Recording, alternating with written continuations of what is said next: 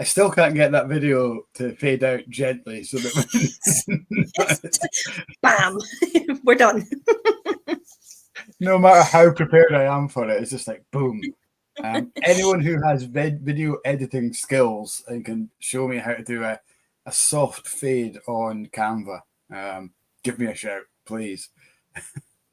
I mean, it's like it's getting longer and longer the more people we get on, though. So, like, we're going to need like a good 10 minutes eventually to, like, to I mean, it's half a second for every person that we go on. We might just have to cut everyone down to like a third of a second or something. Massive flash by them all. But intro video aside, how is everyone at home? Let us know how you are. Welcome along to another Blether with. And Kat, how are you? I am good, thank you. I realised that I've dressed like a farmer in his 50s, but it's a vibe. So yeah, all good, just enjoying the sunshine, and it's getting busy. It's tourist season kicking off. It feels exciting, doesn't it? Just people and turning. We're almost getting the weather, all we need is a little bit of consistency. Great day on Thursday. No, great day on, this is Thursday. Tuesday was a great day. Wednesday was a bit drab, and then today was great again. Well, I know, because I was at Speyside the weekend, which was absolutely awesome for loads of reasons. And it snowed on Sunday. It literally snowed on the Sunday. Like heading down into Dufton, there was like hailstones in people's car. So it's mental. Now we're back up to what? Balmy 16, 17 degrees. Insane. I mean, you've got all these people come to Scotland for the whiskey. We've got to give them a bit of variety in the weather as well. Well, this is it. What's the Billy Connolly says about no such thing as bad weather? Like the weather stick around for 5 minutes. Yeah, something like that. Or is it? He also had there's no such thing as bad weather, just bad clothing choices. Yeah, that's it. So you just start off with loads of layers and just gradually kind of peel them off as it gets hotter through the day, like a sort of erotic onion, something like that.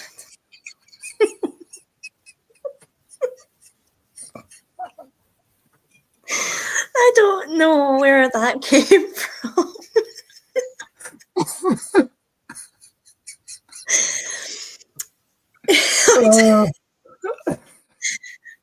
I'm just going to let you introduce the guest now. I'm back onto sexy vegetables, and I've only been talking for like 2 minutes. That's insane.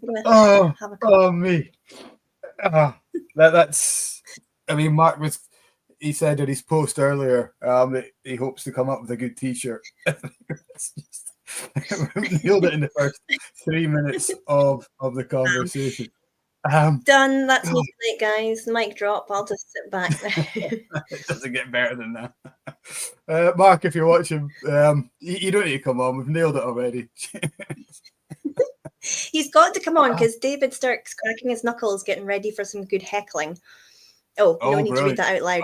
Well, I'm not Mike, so I read it out loud. Yeah, I don't think we're meant to read it out loud, but too late. I was just going to say hello to a few guys at home. Good evening to Ali, the Peruvian from Campbeltown. We've got Dave Faxon watching. Good evening, Dave. He's on the Woodrow's 15-year-old Manic Moore cracking dram. Good evening, Frank Peterhead. Good evening, Dutch Jura. He's sure this Blether will be entertaining. He called it already there. Peter Frank's glass is empty as usual this time, but most likely will contain a bourbon matured whiskey later on. Awesome. Nice. Dave Faxon, shocking admission, has never heard of what whiskey. Well, we will remedy that tonight. Absolutely. Good evening, Scott. Great to see you on again. And he is on point with the 5-year-old What Whiskey from Glasgow in the glass tonight. Evening all from David Muir. He's watching on Facebook, entertaining the painter to keep him working. I wonder where he's painting. Mm-hmm. I mean, is this like a hostage situation? Has he been there for is he allowed out now and again? He's in his second week now, yeah. Do you feed we let him out to see the sun now and then. Who else is on? Dutch Jura. After talking about the guard geese a few weeks ago, the question popped up in another YouTube channel quiz. I did notice that. It was on the Aquavite quiz. Major Nut, good evening. Where's Roy? Good evening to you. Big Pour, good evening. David Stark has been prepped for some good heckling. No need to... put that first. Dave? I tend to read off without the full thing first. What a line to hear when joining. Jeremy, I can just about guess when you are joining. Evening, folks. What an intro by Kat. No, from Alan, good evening. From Jimmy Jazz, Alan Smith, good evening to you. Keith, he's joining from the gym. How times have changed. Awesome, Keith. Glad to hear you're at the gym. You're not saying you're doing anything at the gym. You're just there. So maybe. Yeah. Somebody asked me what my favourite machine was at the gym, and he said the vending machine. Do you know, we saw the punchline coming, but we still waited for it anyway. It's like, that's why I didn't give you the chance to wait. It was straight.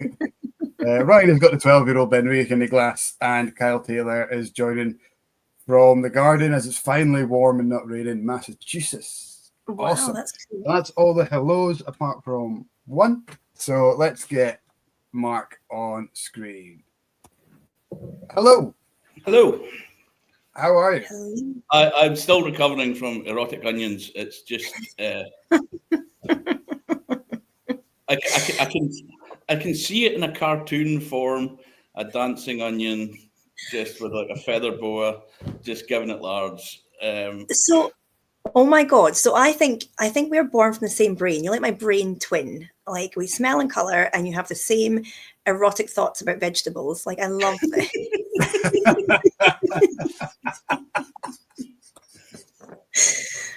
Amazing. Let's get that on a t-shirt. I do feel sorry for everyone else today, but it's all good.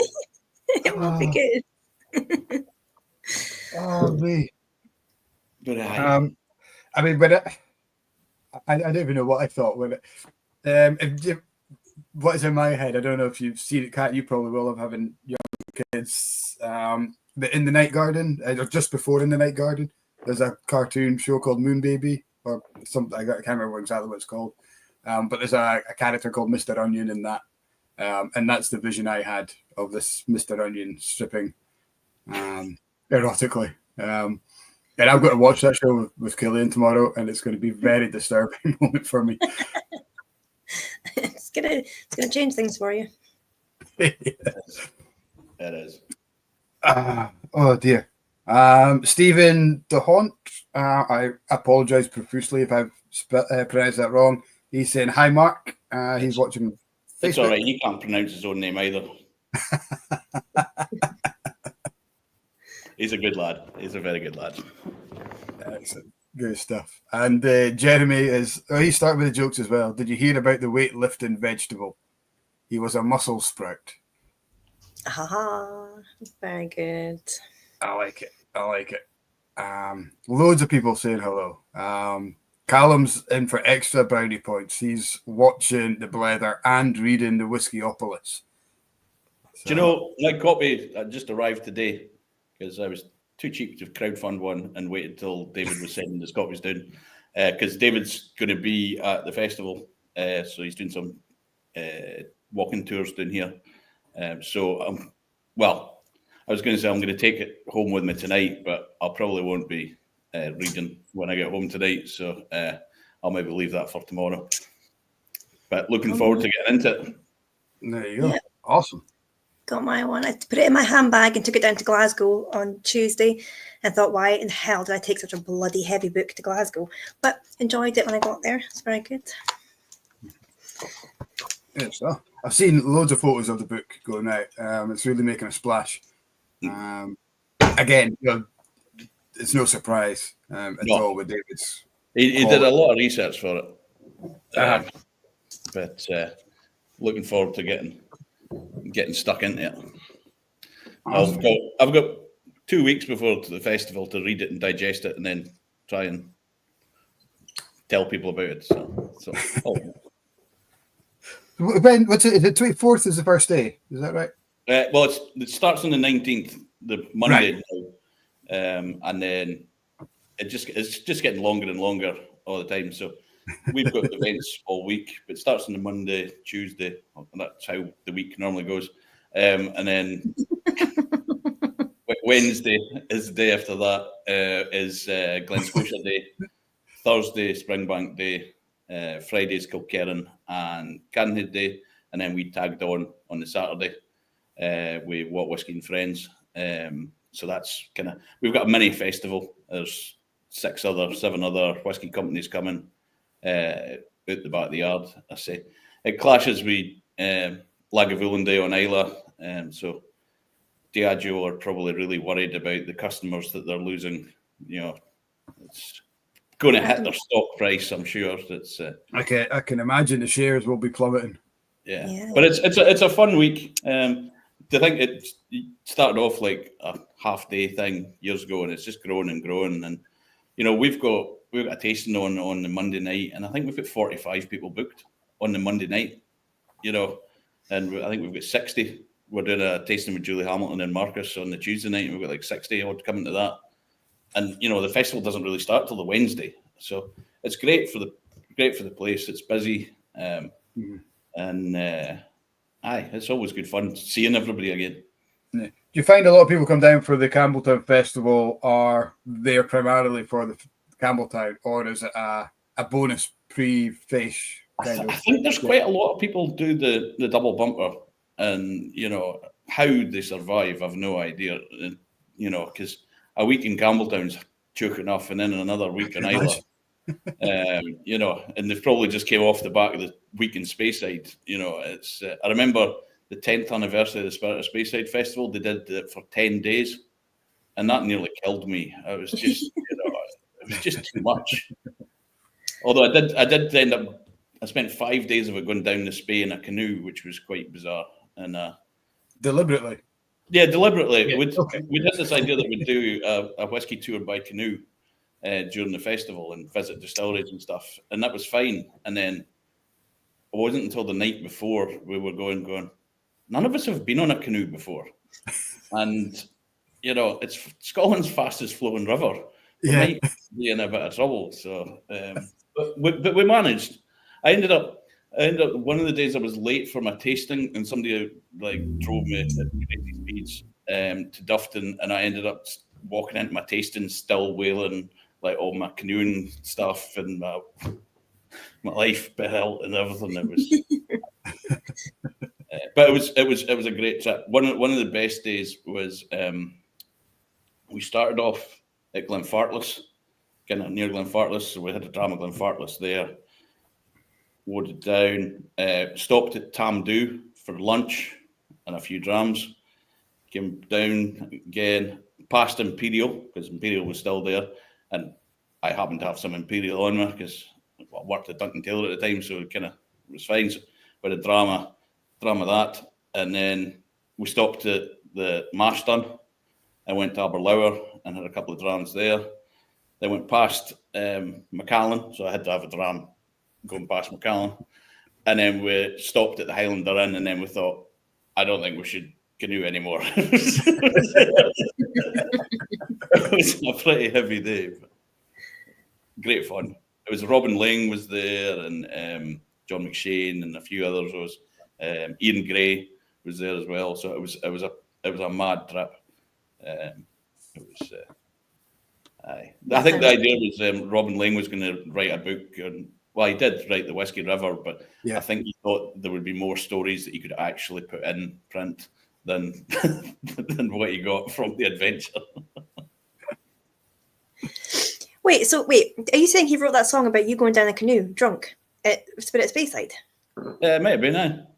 That's awesome. And let's just nail that right now, that is exactly what the song was about. That's very cool. It's like he wrote a book about it as well.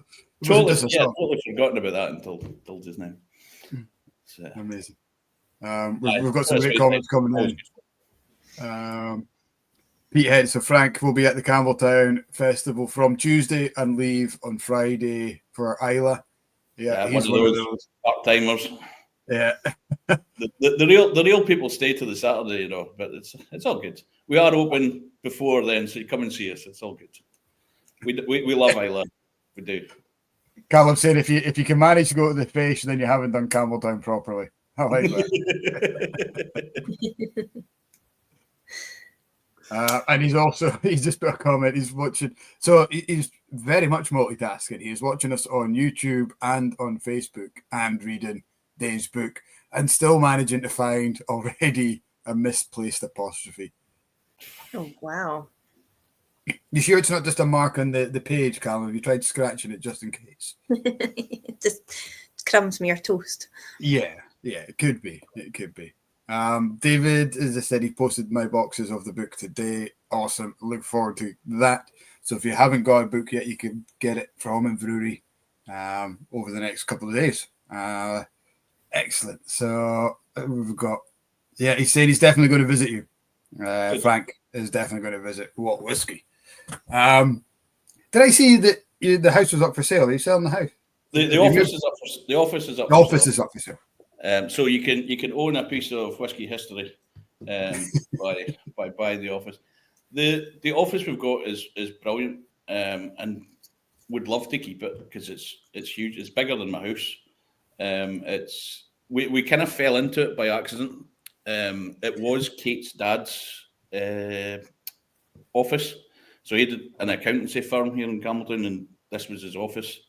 And so when we started the company, a few years before that, Keith had retired and sold the business, and the people that bought the business from him didn't want the building; they just wanted the clients. But they rented the downstairs of this building off of him, so the upstairs was free. So when we started the company, Keith was like, "Well, the upstairs of the building's empty. If you want to use that, use that," and that was fine. So we got this for free, which was great. And then annoyingly, the accountants moved out, so we're like, "Wow, we would love this place." So we ended up, we bought the building off of Keith and took it on. But I mean, it's got 10, 12 rooms, something like that, a big yard. We had planned to put a tasting room in downstairs, but to get a license, we need to put in accessible toilets, we'll need to get the place rewired, everything. And so to get it how we want it, we would need to spend a ridiculous amount of money on that. And you need to do a lot of £25 tastings to break even on, 25, 30 grand, whatever the works is going to cost. So,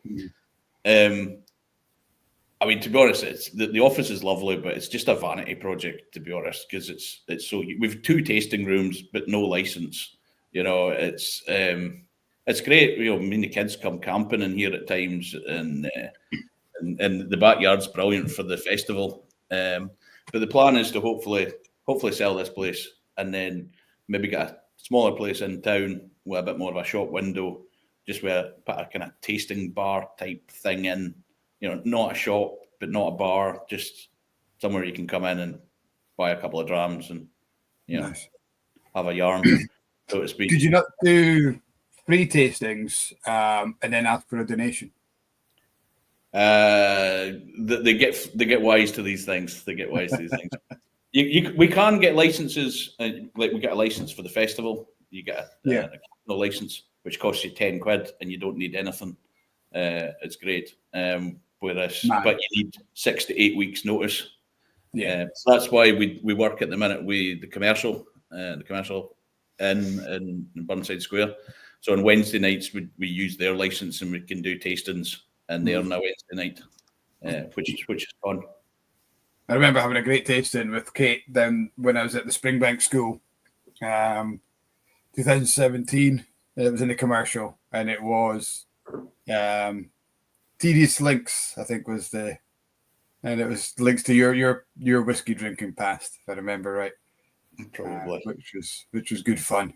There's a Duncan Taylor and there's an SMWS. Talking of, I've got my SMWS bottle out for later on. I've also got a Glen Scotia. SMWS for later as well. At the moment, I'm on one of your festival friends, so I'm actually doing my own Tedious Link tasting tonight as well. So this is a Strathclyde 30-year-old refill sherry, but you brought out. I'm looking forward to trying that when they're done. I love grain whiskey. Grain whiskey. Love grain whiskey. Love Little Brown Dog. So what's not to Can't love? go wrong. Absolutely. Sorry, Mark. We normally ask, what's in your glass? Do you know, at the minute, I'm having a Glenelgan. It was a elixir bottling from a few years ago, 2019, actually. I just found it on the shelf, and I love Glenelgan. And I thought, I can't just drink our own stuff, you know. It's even though, because the delivery arrived today, it's like, so the new release arrived today, and it's that kind of thing where I always get really nervous on delivery day, because obviously we've bottled these casks. We tried the samples, obviously. We don't just bottle things willy-nilly off our spreadsheet. But there's always that worry, is it still good? You know, from when you get it. So Kate and I always try them together, you know, as the first time. So the bottles arrived at 3 o'clock there. I had a Zoom call at 4 till 5, and then had stuff to do with the kids and that. So it was like, we managed to quickly run through the 5 of them very quickly after tea before running here. So we're still happy with them, so that's good. So I've taken some of them along for tonight as well, but it's that kind of always a panic. Not that anything's ever going to go wrong, but like, what if it's no good? You know, we've already shipped some of the stuff out, or will be shipping stuff out, you know, but it's because obviously we don't do the bottling ourselves. It's all done at Claxton's, so it takes a wee while for it to reach Campbeltown. But that's good that you still care, though. You're obviously still thinking about, like, you know, you want people to like it. You haven't lost that interest or that edge, so that's a good sign that you still get that nerves before you release it. Oh, I get, and it normally, quite often, it arrives. The delivery arrives at 5 o'clock on a Friday. It's like, or it's like, but it's always fun. And then, you know, this release we've got 5 casks, but then you try them. You're like, okay, they're all good, and then you've got to try to figure out what order you need to taste them in. You know, if you're hosting a tasting, so then you try them multiple times until you get the right order. It's you know, I don't know how many permutations of five whiskies you can have, but it's quite a lot. Before you nail down your order. So does that mean we're getting the big reveal tonight of what they are if you're slowly working your way through them? Is it this? It has been said, but I can certainly let you know what they are. Hold on. Even though I'm on Ollie's Glenelgan. There's another great combination, Ollie and Glenelgan. You know, it's I don't think I've always loved Glenelgan. It's always been one of my favourite whiskies. Now it's going back to 1998. I fell in love with Glenelgan. That's how old I am. Because I was working in the Craig Hotel, and there was a Gormick Fail Glenelgan 1968 bottling that was just absolutely stunning. And there was one customer in particular that was the only thing he would drink, and it turned me on to it. And it's great to see that Glenelgan is growing now. Like, there's more and more people getting into Glenelgan, which is great, but it's also bad because the price is going up at the same style, you know. And it's funny how these things evolve, and it's all led by independent bottlers. Yeah, there's a few kind of distilleries in that kind of wave when an indie gets a hold of it, and really, you know, Glenlossie is another one I think does a fantastic job in an indie, and Glen Talkers. Although I'm not the biggest fan of Glen Talkers, I know it does really well through indies. Yeah, I have to admit, I love Glen Talkers. We've not bottled one yet under What Whisky, because I've not found one that I like well enough. Which I don't know. I just think, but because I know there's really good Glen Talkers, so I don't want to bottle one that's not. I mean, we don't want to bottle anything that's not good, obviously. But you know, it's one of those. It's one of those ones that's on our radar to be bottled, and it's one that's attainable. You know, I think we've now done 109 casks. I think from probably 60 different distilleries.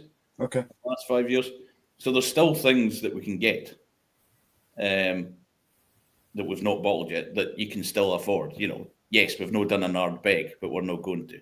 You know, we've not done a Macallan, we've not done, you know, a Springbank. Well, not a pure Springbank. We've had some teaspoon, unteaspoon Springbank. It was the Springbank was the teaspoon.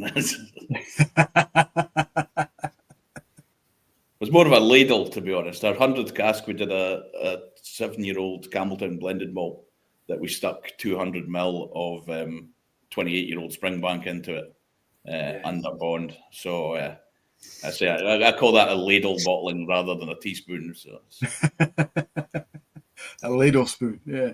Beautiful. I did wonder if our resident Glen Talkers fan will be watching tonight. So with Paul McKendrick's raised his wee head there, quite a fan of a Glen Talkers. Yes, I wonder if he's got his edible brand tonight. I wonder. Maybe he's used it all up. Who knows? Maybe. Kat, if you need to try a Glen Elgin, a banging Glen Elgin, Little Brown Dog released one last week as part of this run, in a sherry, Oloroso sherry. For you not being a big Oloroso fan, it's maybe not the best Glen Elgin to try, but it is pretty damn good. If I have to do sherry, then it's going to be something like maybe Oloroso, but yeah, okay, I'll write that one down and I'll look out for it. Although I saw them at the festival, at the Dufton Festival the other day, and I can't remember if I tried that or not, which is always a good sign that you enjoyed yourself at a festival if you can't remember what you tried. But yeah. I'll have a look out for it. Callum reckons there's 120 different combinations of your 5 dram lineup, Mark. So there we go. That's the rest of the evening sorted. That's some pretty good maths right there. Oh, that's some clever bletherings. There's apps for these things, I'm sure. So it's just he googled it, surely. Yeah. He's too busy proofreading David's book to be doing the math as well. No, that's true. Doodle the Dram, good evening to you. A couple other hellos. Hello to Alan, who's jumped on. He's saying Manic Moors is a standout for him in terms of the indie bottlers. We've got Rob Smith saying hello as well. One of our first casks was a Manic Moor, and we bought it by accident. Well, not by accident. We got the list of casks, and it was a 10-year-old Manic Moor, and it said Hogshead. And I was like, oh, yeah, I'll get a sample of that. We got a sample of it, and I was like, there's something weird about this, but it's really good. Really, really good. But something doesn't, I don't mean doesn't sit right, but there's something doesn't say hoggy about it. Mm-hmm. And then we placed the order for it, and they went, there's a problem with that cask. It's not a hoggy. It's 2 hoggies that's been filled into a South African brandy butt for 3 months. And I was like, oh, God. See, if I'd seen South African brandy butt 3 months on the list, there is no way I would have asked for a sample. I'd have been running for the hills. And then we hummed in my head and like, what do we do? You know, it was who bottles Manic Moor? It was our first release. Who bottles a Manic Moor for our first release? There were 660 bottles of the stuff. Jesus. And it was like, oh, what do we do? But it was so good. And then it was like, we'll just go for it. And I'm so glad we did. And that was the first What Whisky bottling that I finished that we'd bottled. So I've actually still got the empty bottle somewhere because that was the first one. And I know that the Ardshiel have got a bottle of it that's appeared on the shelf the other day for sale, and I'm so tempted to go and buy it back, but Kate would kill me. So that when is that when the colour started? Like, when did you decide to go with the whole coloured labels and the kind of coloured categories? And also, did I read that your logo is actually a taste bud? Like you've just got that's amazing. So when we started the company, so it was 2019, left Cadenheads and thought, oh shit, I need a job. And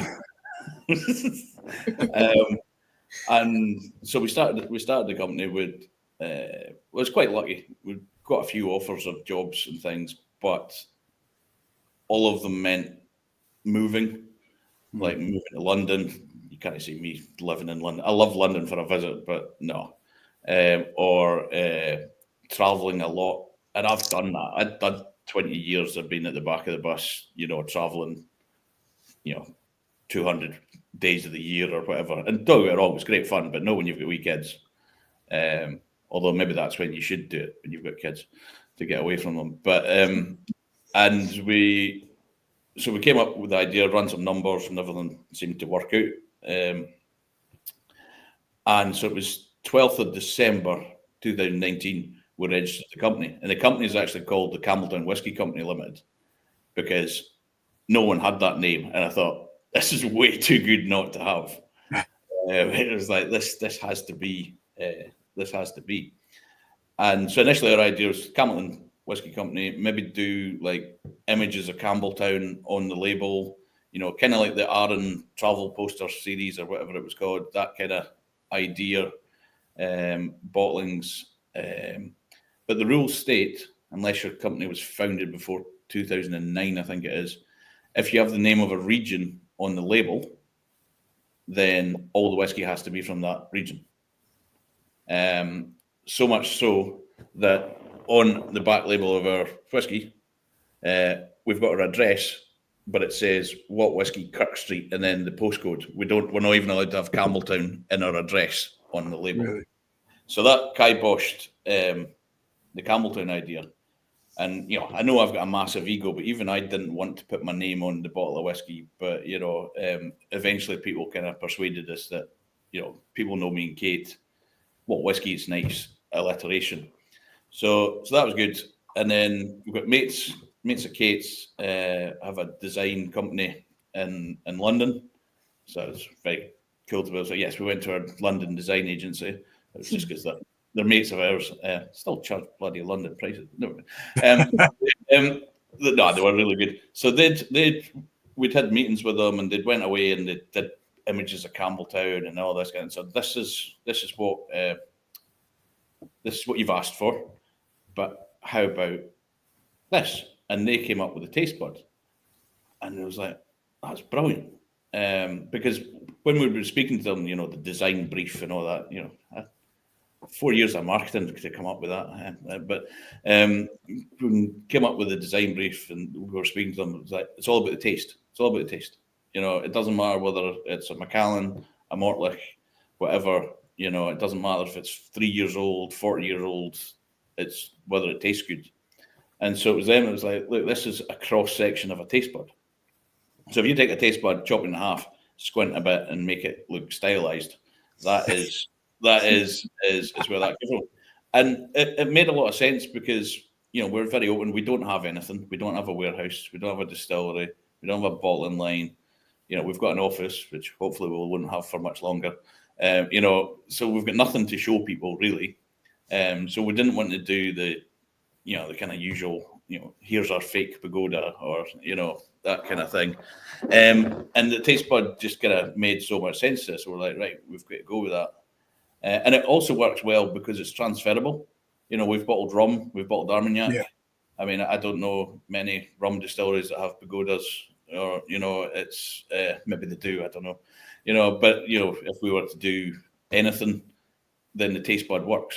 And it's different, and a lot of the time, well, 99.9% of the time, unless somebody's been on one of the tastings, nobody knows what it is. They're like, oh, is it a grain of barley? Is it this? Is it that?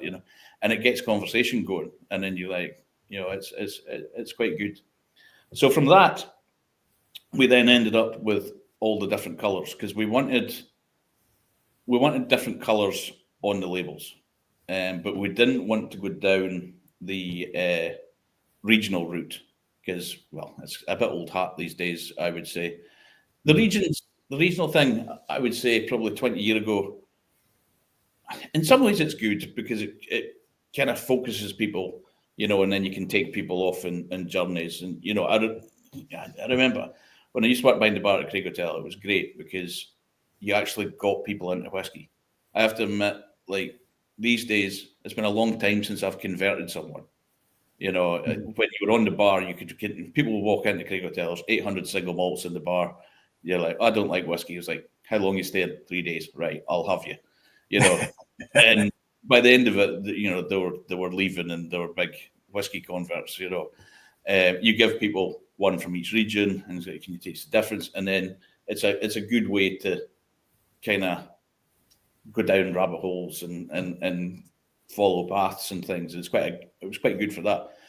But probably when you're at the, it's going to sound wanky, but when you're at the level of drinking Walt whiskey and independent bottlings, you're beyond that level of regionality and things.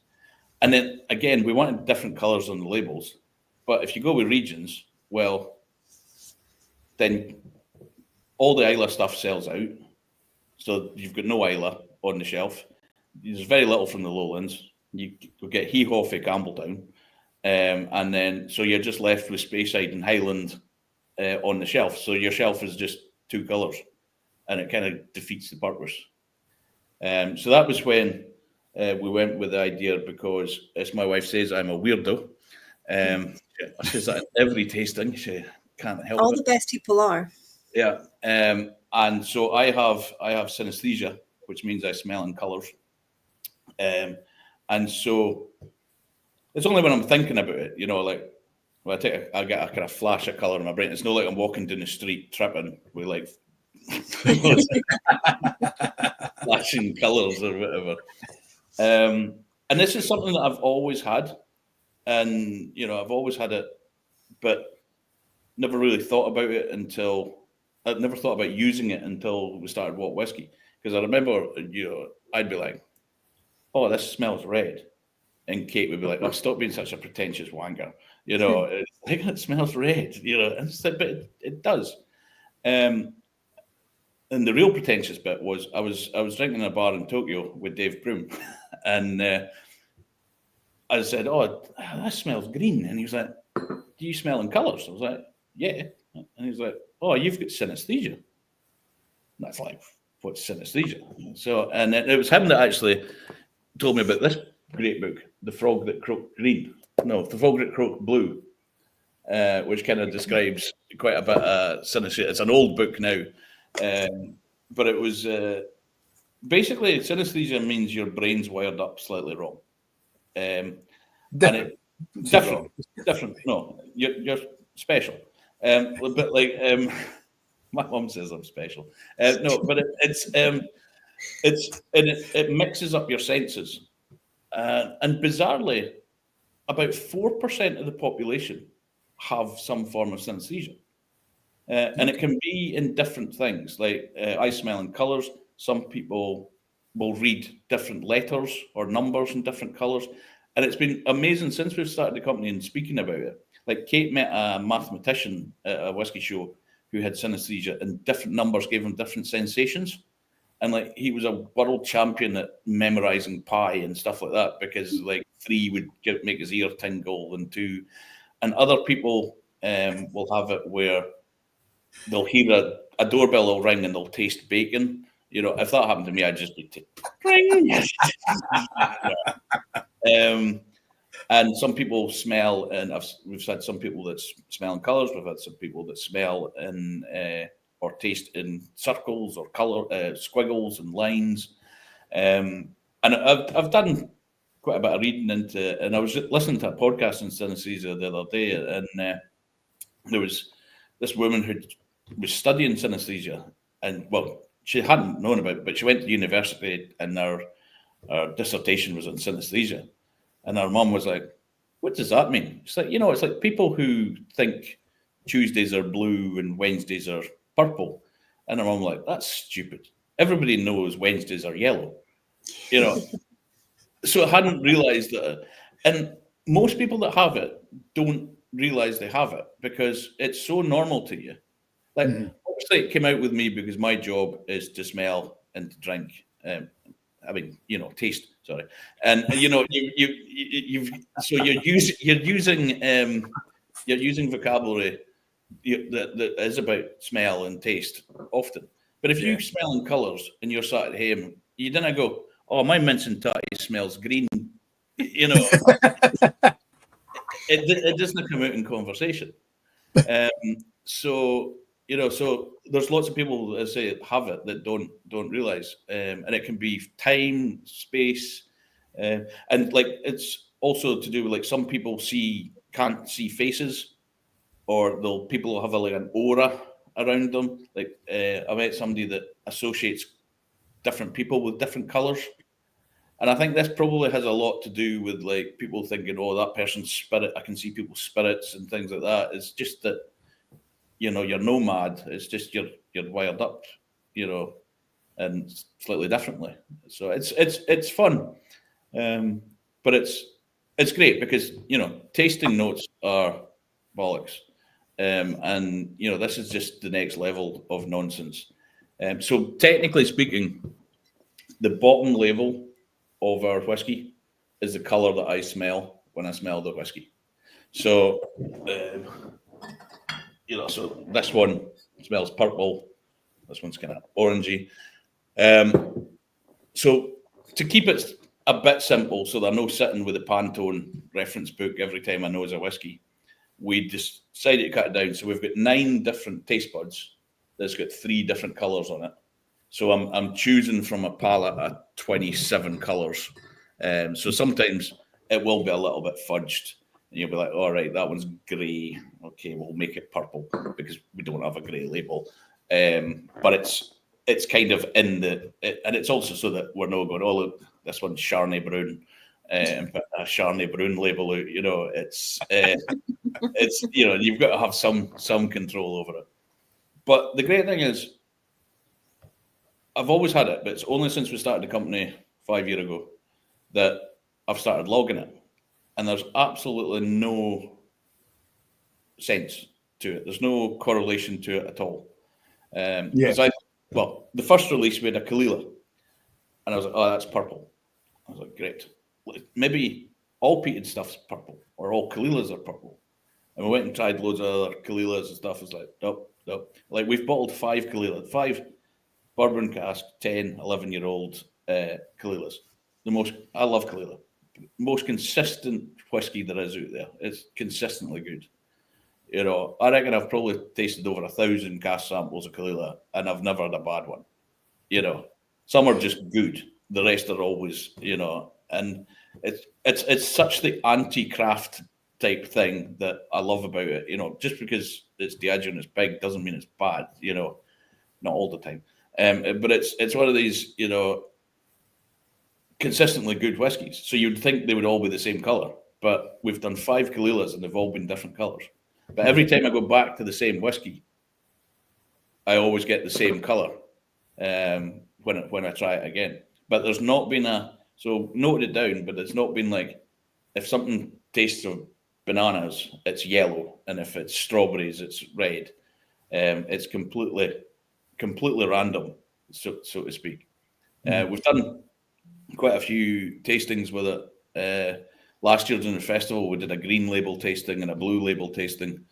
Not Johnny Walker, but we did the like 6 different green labels and 6 different blue labels. And some people thought the green labels were maybe a little bit harsher and the blue labels were a bit more complex, but you know, it was all. And is there a consistency? Did you find that other people were tasting a consistency between the flavors, where you're finding the smells and aromas are blue?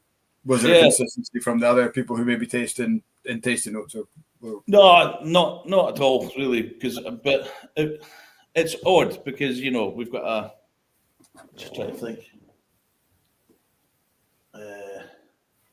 You know, we've done loads of stuff that's been the same color. You know, we did an inch Gower that was hot pink. And we've got a Milton Duff in this release, which is hot pink. But we also had an Inch Fad 5-year-old, you know, heavy peated that was pink. You know, so it's not like peaty stuff is this and that. It's just it's on a individual basis. And I say it's mad. Tasting notes are nonsense, but this is even more nonsense because you can't get inside my head and tell me what color I'm smelling. You know, and other people, I've not found anyone yet that their colours match up. So if I smell pink, they smell pink. I mean, I think there can be a little bit of that about power of suggestion, but I think you know, I've not found anyone. You know how when you look at whiskey reviews, you try and find someone that's got a similar palate to you. I've not found someone with a similar weirdness as me, you know. It's but it's fun.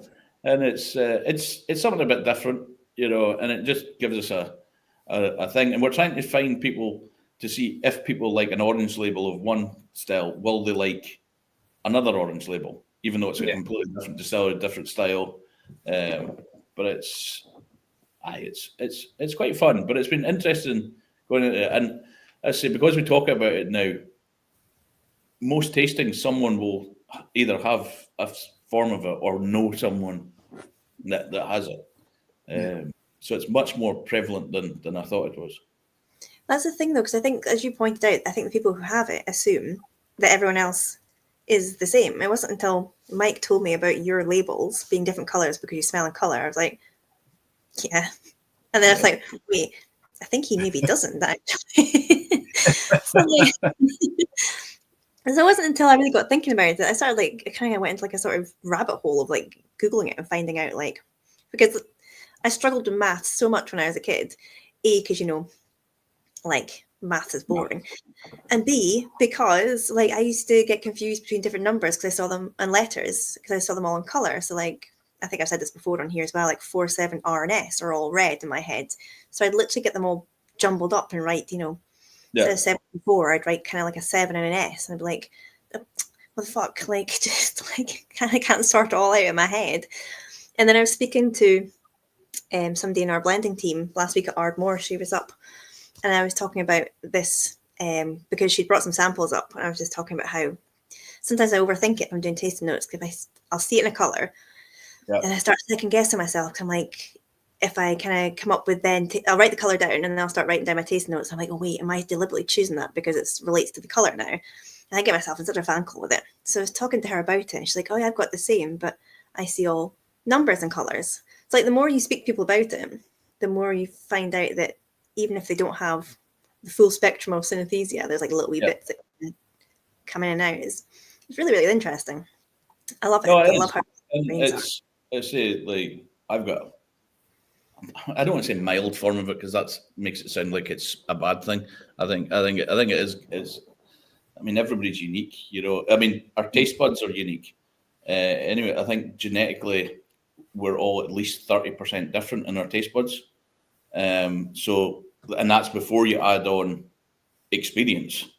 As in, if I've never tasted an orange before, how am I supposed to know what an orange tastes like? And that's why, I do laugh about taste notes. I write taste notes all the time, and I make fun of them. We try and keep our tasting notes as short as possible, and fairly generic. I don't know. What did I write? Here's a Milton Duff. What did I write? Honey, peaches, melon, stem ginger, and toffee apples. That was quite good for me. But what you've got to remember with tasting notes is you're actually trying to sell the stuff. And I think tasting notes are individual and unique. So just because I say toffee apples doesn't mean you should get toffee apples. My toffee apples might be your something else, or whatever. And everybody's got different range of experiences. And, your sense of smell is your best sense for recalling memories, but it's very personal. So, the one I always say is like, you'll smell a whiskey and, well, that smells like my granny's kitchen. It's like, well, you've never been in my granny's kitchen, but it's very personal to you. But it's not like you run your hand across a table and go, oh, that feels like my granny's kitchen. It doesn't. So your sense of smell is the best at recalling things. But a lot of that is also developed as a child. And I grew up on a farm. So a lot of my tasting notes are quite farmyardy. If I'll be like, oh, that's wet sheep, or one I get a lot is warm cow. Yes. It's a January. You go into the byre in a January, and it's a frosty night, and there's steam coming off the cows, and it's such a comforting smell to me. Do you know, like, there's in the hip of a cow, there's a wee flap that you can stick your hands in to warm your hands up on a cold night, and it's that kind of smell. And if you put that on, if you put that on a label, it's not really going to sell. So I don't know. David might use some for his. We might put some of that in the electric booze in the future. I don't think you should write just like a cow's flaps on your tasting notes. When I was young, I used to go and work on a farm out in Dramoke, at Woodside Farm. I used to spend my holidays there, and that was where I learned those tricks. It was just madness, that place. So I do a lot of my, I was farming for over 10 years. So I totally get what you mean, but it's so specific because you'll say to somebody, just as the barley's starting to come through and you're out walking through the, or you're out rogan oats and you just get the dew starts coming down, folk nah. Yeah. Well, you've just not lived. So I can't help you with that.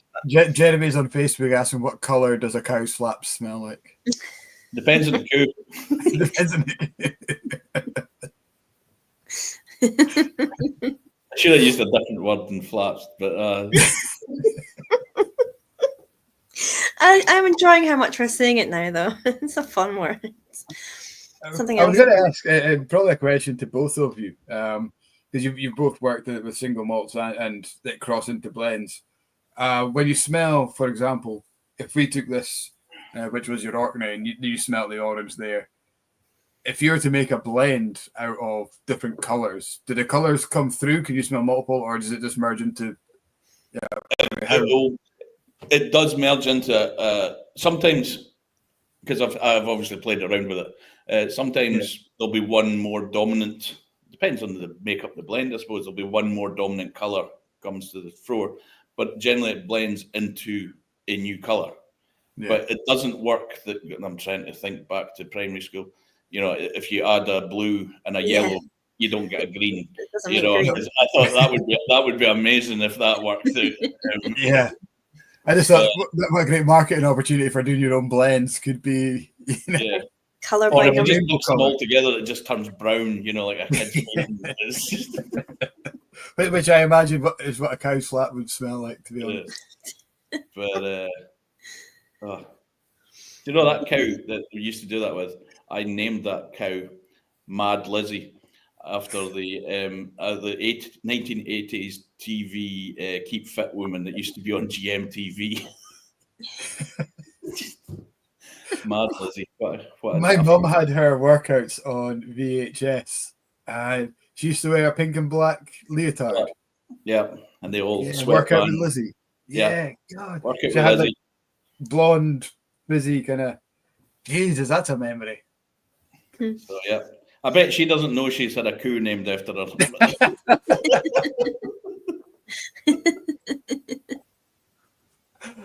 Oh, that's brilliant.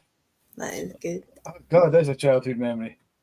But it's that's where the colour thing came from. It's quite fun.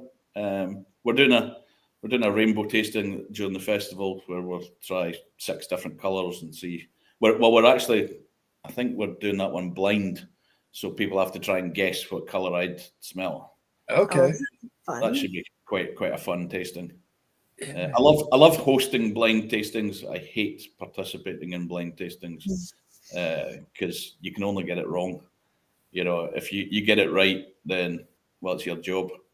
And if you don't, then it's all over Facebook. You can't tell the difference between an Ardbeg and a Rosebank. Yeah. Especially if it was your own whiskies. I know, but then there's so many. It's single cask, and we've only done one small batch that was 2 casks batted together. We probably should have called it big batch.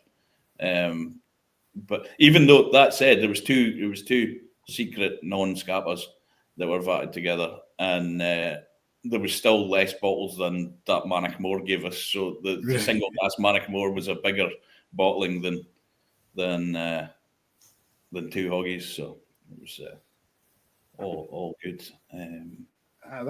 I did hear it was Jim McEwen hates being asked. I was at a tasting with him over in Islay, and he said he got around at one time.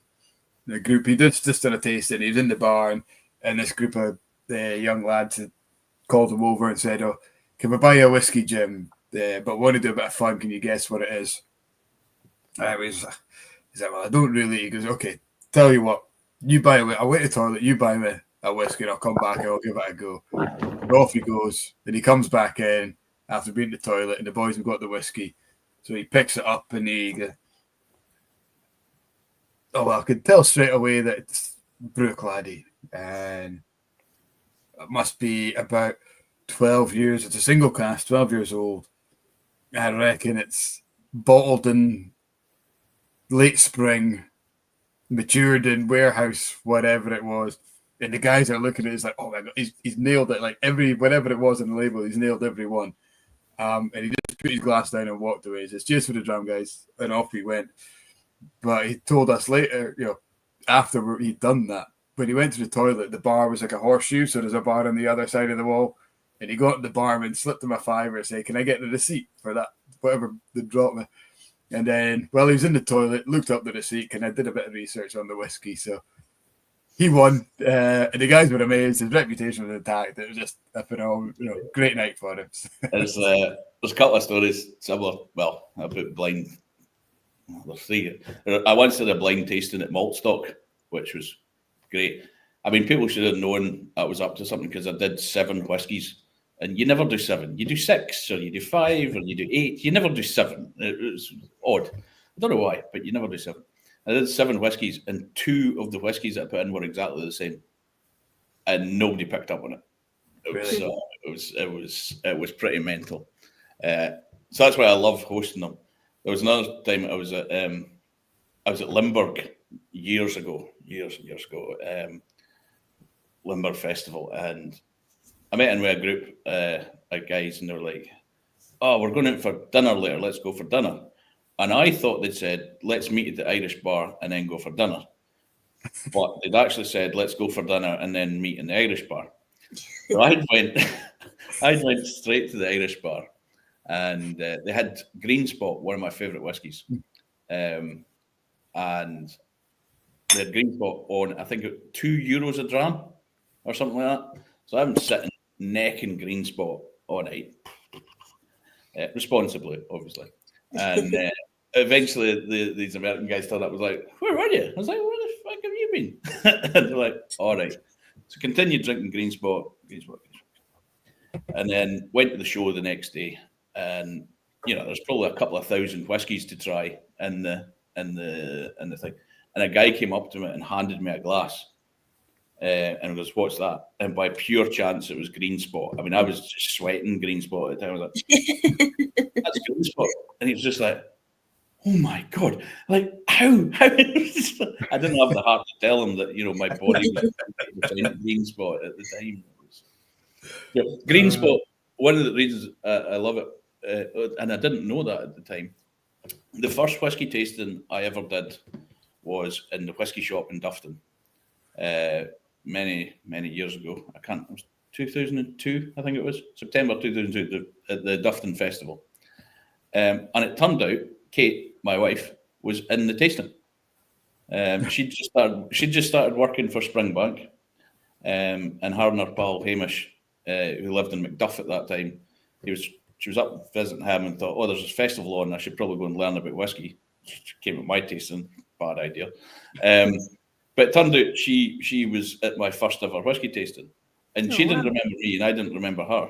But this was years after we got together. I was telling a story about, it was my first ever tasting and I did a Green Spot. And she was like, I remember that.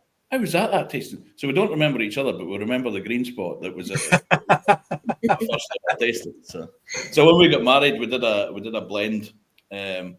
And lots of people added in a little bit on the day, and so we just stuck a wee bit of Green Spot in there for that.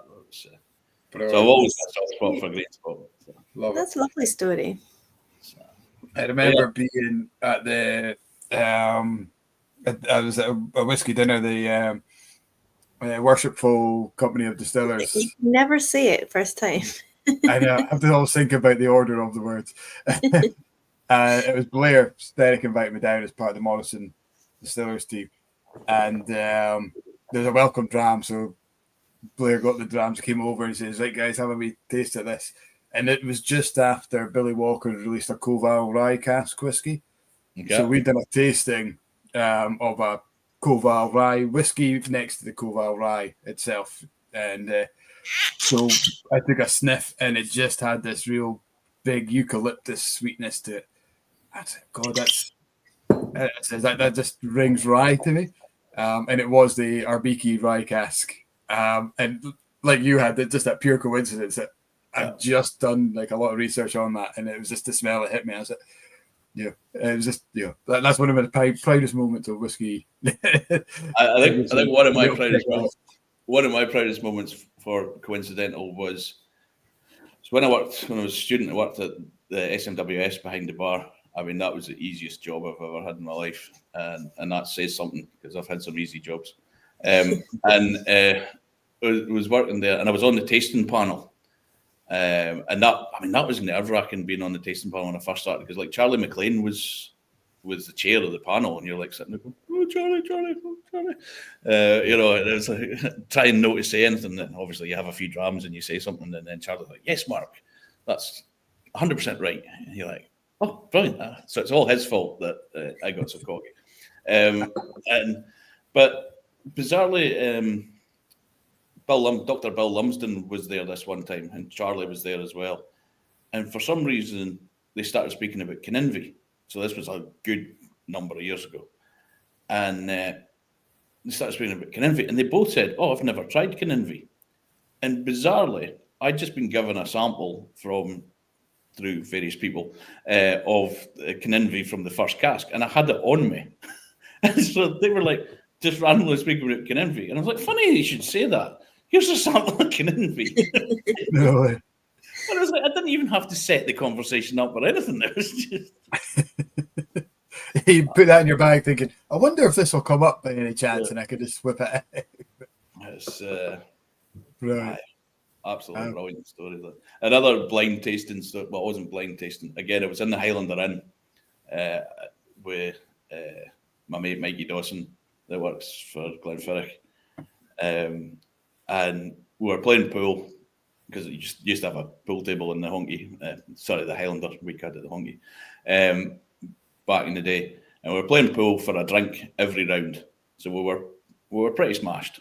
So I won this game. And I was like, "Oh, get my whiskey. I don't care what it is, just get my whiskey as long as it's an Isla." And he came back with a dram. And I was like, "There's no peat in this." I was like, I asked for an Isla. I was like, "All right, I got you an Isla." It's like, "You're going to tell me what it is?" It's like, "No, you've got to guess." So I was guessing. It's like, "Well, no peat, it must be Bunnahaven." No. And this was before Kalila unpeated or Moch or whatever the cat came out. I was like, "Oh, maybe somebody's managed to get a head of the Highland Kalila." No, and I went through every distillery on Isla, and he was like, "No." I was like, "But I told you to get me an Isla." And he was like, "It is an Isla. It's a Strath Isla." I've been waiting 25 years to get somebody back with that one. The next time somebody asks me for an Isla. Oh, nice. Love it. Very good. There's some great chat going on on YouTube at the moment. Reb is we're talking blind tasting still. So Reb started a conversation with saying he sees absolutely no advantage to blind tasting. They add nothing to your whiskey education, only expose you to possible embarrassment. And people are saying, it's good fun. What I do like about blind tasting, from my personal opinion, like Mark, like you, I like hosting them. I like knowing what's in the drams and talking to people about it. I like partaking in them to an extent. It depends on the setting. I don't think any tasting of any matter should be brought. Should bring embarrassment to anyone. I think the great thing about blind tasting is that it takes away the market, and it takes away the age. It takes away, what you think about whiskey in terms of how you're preconceived with names and brands and all these things. And I think I've never done a blind tasting where I've asked people to guess what whiskey it is. I've kind of done a blind tasting where, what kind of cask do you think it's in? What do you think the strength might be? Do you want to put an age on it? And it's that kind of, it's more of a conversational piece rather than you're wrong, this one's only 3 years old. At the end of the day, all you need to know is whether you like it or not. Exactly. Yeah.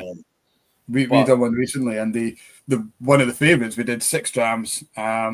We had one of our own, a shop exclusive 3-year-old, which came second, and the top dram was the Glenfiddich 12-year-old. Yeah. Yeah. Do you know, I had when we got married, well, however many years ago it was, 2013. We had different whiskies on. It's okay. Me and Kate both once got our wedding anniversary wrong at the same time. It was our 5th wedding anniversary, and we were up in Speyside staying at my mum's, and we'd booked to go to Inverness for a night out on the 5th. We came downstairs on the Wednesday, and my mum was like, "Happy wedding anniversary," and we both went, "It's not till Friday." So we both got the date wrong at the same time. So that was quite lucky, because we just assumed that our 5th wedding anniversary would be on the 5th. And at 13 years, depending on the month, we've only got another 20 odd years to go. But I can't even remember where I was going with that. I like it. That's funny.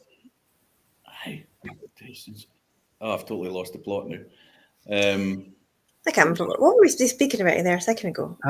We've gone from blind tastings to you and Kate had different bottles and different tables, I think, at your wedding.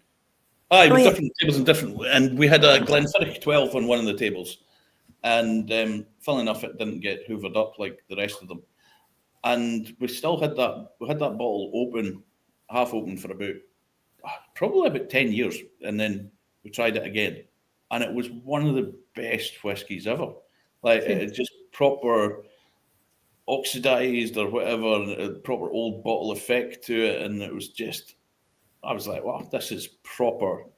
You give that to a proper geek, and they're like, oh, that's proper whiskey. And again, Glenfiddich 12, biggest seller of whiskey. It's the biggest seller of whiskey for a reason. Yeah. You can't just sell stuff without being decent. It is. But blind tastings. I remember when I worked at Mile Whiskies. It sounds like I've worked at a lot of places, but when I worked at Mile Whiskies, at one point I was in charge of the staff tastings, and we did a blind tasting for the staff. And Isla Mist came out as the favourite for the night. So much like over a lot of Isla malts, and so much so they made it the shop's own house blend, and we sold bucket loads of it off the back of that. It was. That was a fun times at Mile Whiskies. That was when we used to sell bucket loads of Glenallachie, and this was way before Billy put his capital letter in the middle of it. Billy likes to do. There was a signatory Glenallachie 12-year-old bourbon cask, 46%, single cask or 2 casks, individually numbered bottles, and it sold at $23.99. And we sold pallet loads of the stuff. I remember Andrew Simonton actually phoning up Mile Whiskies going, "What are you boys doing?" But it was just because the staff, we all liked it and promoted it. And it's that's why I always say the most important person is the people on the shop floor or people behind the bar, because it's them that sell your whiskey. We always laugh at the distillery because I always know which member of staff has been on, like which one's done which tour by what bottle people buy afterwards, because like we've got like the Renaissance, so 16 and 17. So like some of the staff members prefer the 16, some prefer the 17, and you can always tell who's done the tasting depending on like what's going through the till, because people they look at their guide as like the expert in the room. They kind of want that reassurance of if they like it must be good.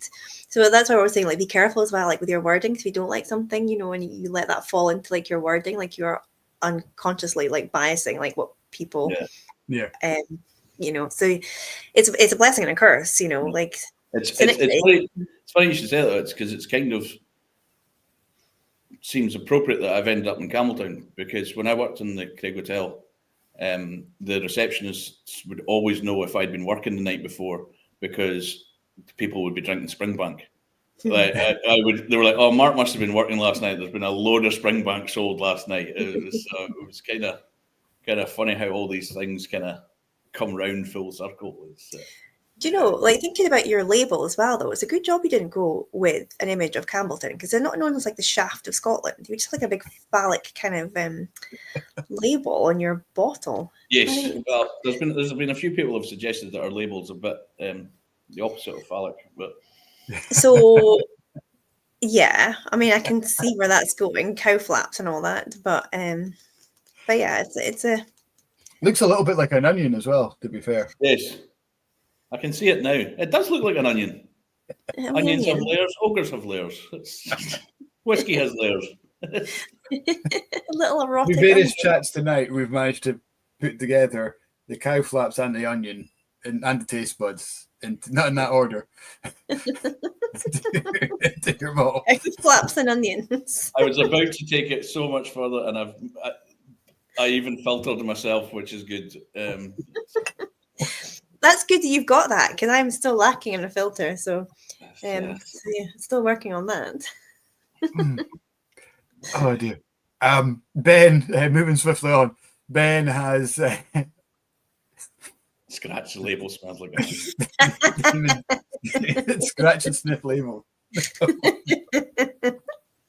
That's a great idea. Let's do scratch and sniff labels. Remember when that was the big thing that you got a book through the post and you sat and watched the telly with it and you got to scratch and sniff along. They did. I'll say it. They did scratch and sniff at Kilkerran for a while. They did this idea that because the distillery wasn't open, they would do like because it only produces like 6 weeks, 8 weeks a year or something. Mm-hmm. So if you're on tour, you would like, scratch this bit, and this is what mashing smells like, and the things just stunk. It was just.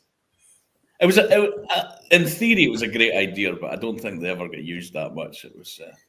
I mean, it would be great if you could get to work properly and you like, do a virtual distillery tour and sniff here or whatever. But just pour a dram, to be honest. Yeah, just open it. Ben is asking if you know how the 3 new distilleries are progressing.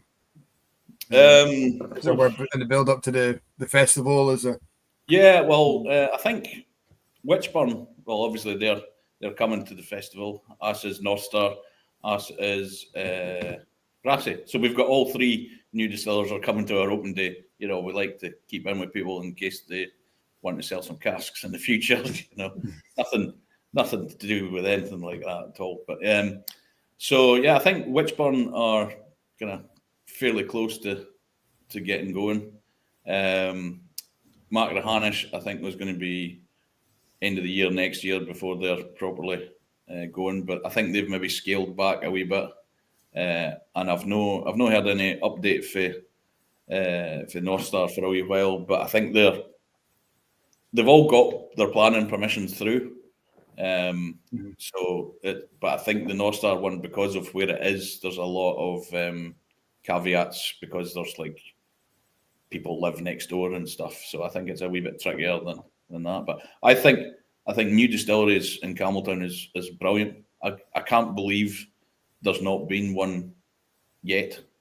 I mean, since Glengyle. Yeah, since Glengyle, which is mental. When you see how many new distilleries are going, people are putting them on Islay, and that's brilliant. But Campbeltown's more accessible than Islay, although a lot of people think we're not. It annoys. I get very defensive about Campbeltown if anybody slags Campbeltown off. You're like, hey, it's. But you get a lot of people. I can't go to Campbeltown. It's too far. And you're like, what? That extra? You're going to Islay. You're taking the Islay ferry. That extra 30 miles. Is that too? You came from Tokyo, but that 30 miles extra is just too much. It's a very cool place, though. I went for the first time a couple of years ago, and there's so much there.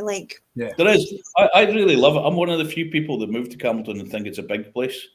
Because obviously growing up at Macallan, where there was 13 houses, and then living in Dufton. So moving from Dufton to Campbeltown, you're like, wow, metropolis. We've got a cinema, a swimming pool, and it's. And I think there's probably about 5,500 people in Campbeltown. but because we're so far away from anywhere, we've got more stuff than a similar size town. Sure. You know, the likes of Keith or whatever. We've got more. Now, don't be slagging Keith. I'm not slagging the Cairns. It's the only tune I've ever been chased out of. Although also the only place ever where I was at the music festival in Keith one time, and it's the music festival, it's Hochen. I was having a pint, and it's like pub, you could hardly get, so standing outside with a pint. The next thing I got picked up and put back into the pub by the police. They're like, you're not allowed to drink in the street. They took it back into the pub. I like it. Yeah. Normally the other way around, but that's when we were in Campbeltown, we walked across what's the island called? And when the Var. Sorry? The Var Island. Yes. And we found a picture of Jesus in the cave. It was really, really cool.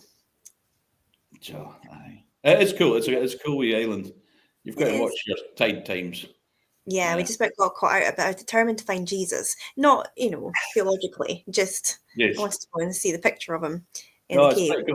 It was a proper major scandal when it first happened, like hundreds of years ago, and then like people were like claiming it was a miracle and everything, and then it was like, no, it was just the local art teacher had went across and done it.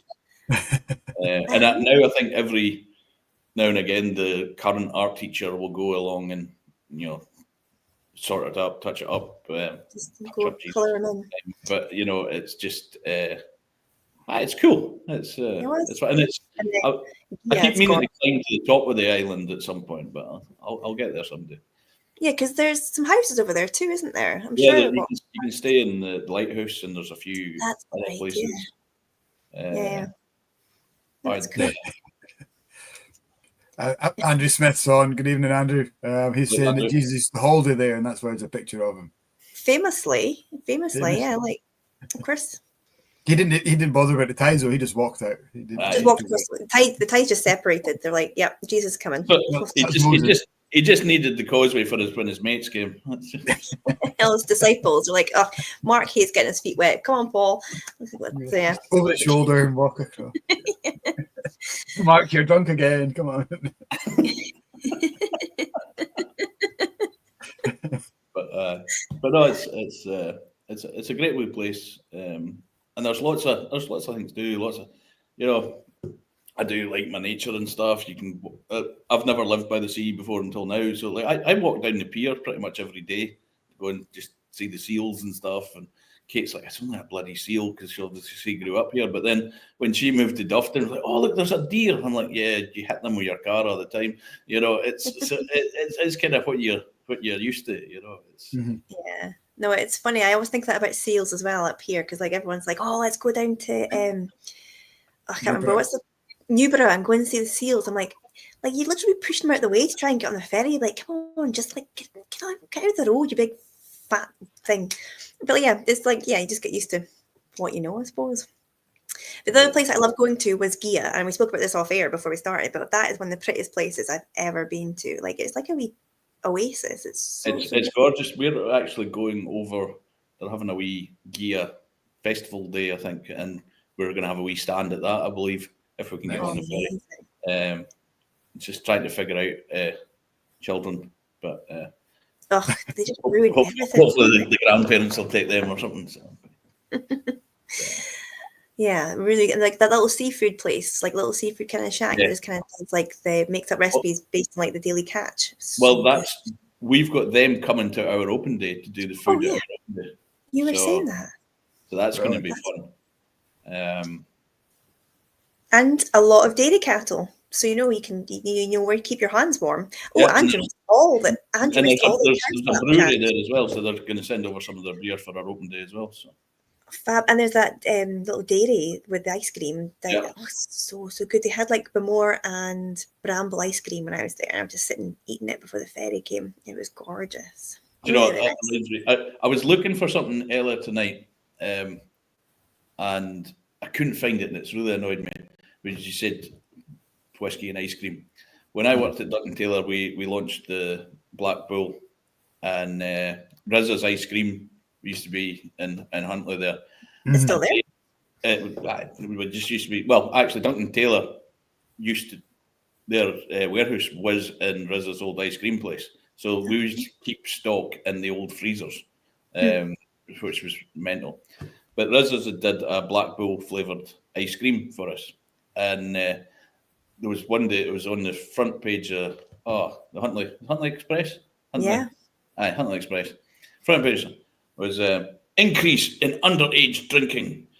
And then the next picture was Black Bull whiskey flavoured ice cream. That was the front page. I was looking for that tonight, but I couldn't find it. It must be in the house rather than the office. So it was just like, what? You couldn't make it up. It was just Brilliant.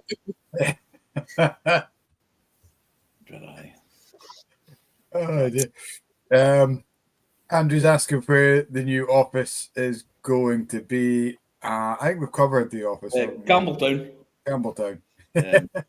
Once we sell this place to you, Andrew, then we can then look for somewhere else. So Andrew's going to branch out the Campbeltown department of Little Brown Dog. Sounds good. That would be scary. But how much work would actually get done? Probably less than now. But I love Andrew, the Little Brown Dogs, and I really wish we had their. Well, I'm glad we don't. I wish we had their video capabilities, but then again, I'm quite glad we don't, because the things that we would come up with would probably get us in trouble. But yeah, there's this. I don't know where the ideas come from. That's the scary thing, you know. What they're I call it a board meeting out of generosity. Yes. Whoever sits around a table and comes up with some of these ideas, and whether they do storyboards or anything, some of the sketches in that must be phenomenal. I would love to get an insight, be a fly in the wall in some of these creative discussions. That'll be their next video. It'll be the fly in the wall documentary of them creating a video. Like at home with the Kardashians, but like at home with Little Brown Dog boys. I'd love that. You know, we'd all watch that. It's just 100%. Oh, we'll get Greg to do it. That could be Greg's next movie. Yeah. Yeah, let's get that operation. A docu-series on the Little Brown Dog. Yeah. That's good. I dare say we're going to come round to it, so let's get Callum's question out of the way. We can bring that out to open. He's asking, are we already at the start of a whiskey crash? With most folk, without people realising, distilleries reducing production, effective mothballing, redundancies, etc., new warehouses to store the lake. What are your thoughts on this? Yes and no. It's difficult. I tell you what, it's been due. But you know, I started properly.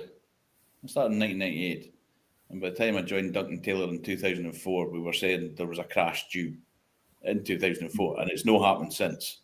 You know, it's been getting steadier. I think there has been overproduction, and you know, it's got to go somewhere. Back in it's a bit easier now. It's not going to be like the 80s where like 16 distilleries close, never reopen again, because there are other markets you can shift things. You know, the world's a much smaller place than it was in the 80s. You know, so you can move things. I think there's a bit. Well, cask prices are coming down, which is great. Which is great for us. It's great for everybody really that likes drinking whiskey. So hopefully that will make things a bit easier. I've seen somebody saying the India trade seal will solve everything. I don't know if that's going to make much difference. I think that's a bit tongue in cheek, to be fair. Yeah. It's you know, I think people are now really. We've seen it ourselves with what whiskey. You know, when we first started, everything sold out immediately. Yeah. And then it was sold out, and everybody's stopped buying as much. A lot of people are tucking into their COVID stash that they'd bought, which is fair enough. I'd do it myself. But I think it's not going to be as bad as people might think. I actually think it could be good for the industry to get people back drinking again, which sounds crazy. But the whiskey industry for a while has been all about the FOMO, the fear of missing out. I need to get this next bottle. I need to get the next bottle. And nobody's drinking them. And nobody's that worried. And to be honest, the quality of I hate the word liquid, the quality of the whiskey going into the bottle wasn't the focus. It was more the story of this is the new special edition that is going to be collectible, and you all need to queue up and buy this bottle. And like when I first got into whiskey, there'd be a special release come out, and there maybe 1,000 bottles came out, and 800 of them would get drunk straight away. Things like Black Bowmore, when it first came out, I mean, it was expensive, but it wasn't that expensive in the grand scheme of things. But people drunk it and were like, wow, this is amazing. And 800 of them, like 80% of them were gone within a year. So it made people search for them. Now you get a limited edition of 30,000 bottles that nobody's drunk. So nobody's speaking about it because, isn't it nice? I can't break up the packaging. And I think people are beginning to go, nah, we need to get back to actually. Yeah. I'm not so worried if I don't get the latest XYZ bottling. I'm not distilleries. They've been doing it for a reason. But people are now going, right, I'm actually going to drink what I want. I'm going to buy what I want to drink. And then that makes companies we do it anyway, obviously, but makes companies have to focus on the quality of their spirit. Mm-hmm. And I think that people now have to sell on quality rather than stories and packaging. And I mean, you'll always have that packaging people, and that is a different story. But I think people now are being more choosy with what they're spending their money on. So you have to deliver, and I think that's going to be good for the industry overall. Do you think the drinker? Have we learned, or has the industry learned from previous, where instead of they're making calculated decisions where they're slowing production or they're reducing staff, and it's kind of, we don't want another 80s. We've learned from that. We're cleverer. Let's slow down this distillery, that distillery. Let's just take things easy a little bit. Otherwise, if they keep going at the rate they're going, then they're going to run out of cash, and that's where the hit's going to be. They're slowing down, and because nobody's talking about the fact that Glendronach is doubling production, Aberlour is doubling production. It's all the bad news stories that we're getting at the moment. Yeah. But then the thing is as well, if it is a downturn in the market, and if you've got the money to be able to do it, that's when you should make as much whiskey as possible. Yeah. Because by the time you have, by the time things pick up again, you've got stock, and nobody else has because everyone didn't make any. So I was going to come to that on Callum's original question about warehouses going up to hold the new loch, and I think, and that's kind of what I was. There's two. My thing of as kind of on the peripherals. I'm not in the production side at all, but my thoughts on that is that a lot of casks that have been made in the last 5 years maybe have been bought by investors. So distilleries have to make that up in production stock for their what they're going to be selling and bottling. I mean, it would be really interesting to know, like, the total investment. Yeah, how many casks out there? How many casks is that? Yeah. And I mean, that's a bag of worms at the minute, and I hope everybody gets the. Oh, Kate's watching now, so I need to behave. But it's it is going to be. It would be interesting to know how much of that is out there, because everybody and their dog can buy a cask these days, and I think if you've got the money to do it, that's great. Not all cask investment people are cowboys. There are some good ones out there. I keep seeing a lot of people saying, you should only buy direct from the distilleries. I mean, fine. I'm sure Ardmore will happily sell me a cask. It's. Do you know what I mean? So we've bottled Ardmore. Without these people, we wouldn't. So there's there is these kind of things. It's going to be it's going to be interesting times. I think it's going to slow, but it's more, I think, going to be a reset to where it should be, rather than because COVID just went. Yeah. And that's exactly the phrase I've been using is reset. We're if you look at this year, we're up 14% from 2019 in terms of whiskey production and whiskey sales. It's just that COVID was such a spike. We'd probably be where we are now without COVID, but it would have been a gradual uplift rather than an up and down. Yeah. But I think if you flatten out the COVID spike, things are probably still growing. Yeah. But I think there's a lot of scaremongering. I just need to go and turn my charger on because I've plugged it in but not actually pressed the button at the wall. I'll be back in 2 seconds. But it's an interesting one. It'll be interesting to see where we are in 2 or 3 years' time when a lot of these new distilleries that have started have liquid and have bottlings. We've seen a couple of them come through. I think a lot of the stuff, the new, like we bottled a Nicneen recently, absolutely stunning. We've just bottled a 7-year-old Ardnamurchan, which has just arrived in the house today. Ardnamurchan, you always knew that was going to be good. It was a no-brainer that was going to be good. But it's such a good team behind it. It's going to be interesting to see how things are. And I always remember Ewan Mitchell telling me, it's not often I remember things that he tells me because we're normally drunk. But I remember him telling me things got more difficult for Aaron when they had a standard 10-year-old. Because when you're gearing up to that, people... And it was different back then because Aaron, I've got a lot of time for Aaron because, unlike a lot of the Aaron employees, I can see Aaron from my office. But it's just a wind up for them. But I love Aaron. But Aaron turned legal whiskey when I started drinking, when I became legal to drink. So my whiskey career, if you can call it a career, my life has evolved at the same speed as Aaron, so it's now 30 and I've been there all along with it. And there wasn't the same amount of new distilleries, so it was really interesting to follow a new distillery because none of us had ever done that before, but now you can do it with lots of them. So I think it's tricky for each distillery to try and find its niche in a shrinking market.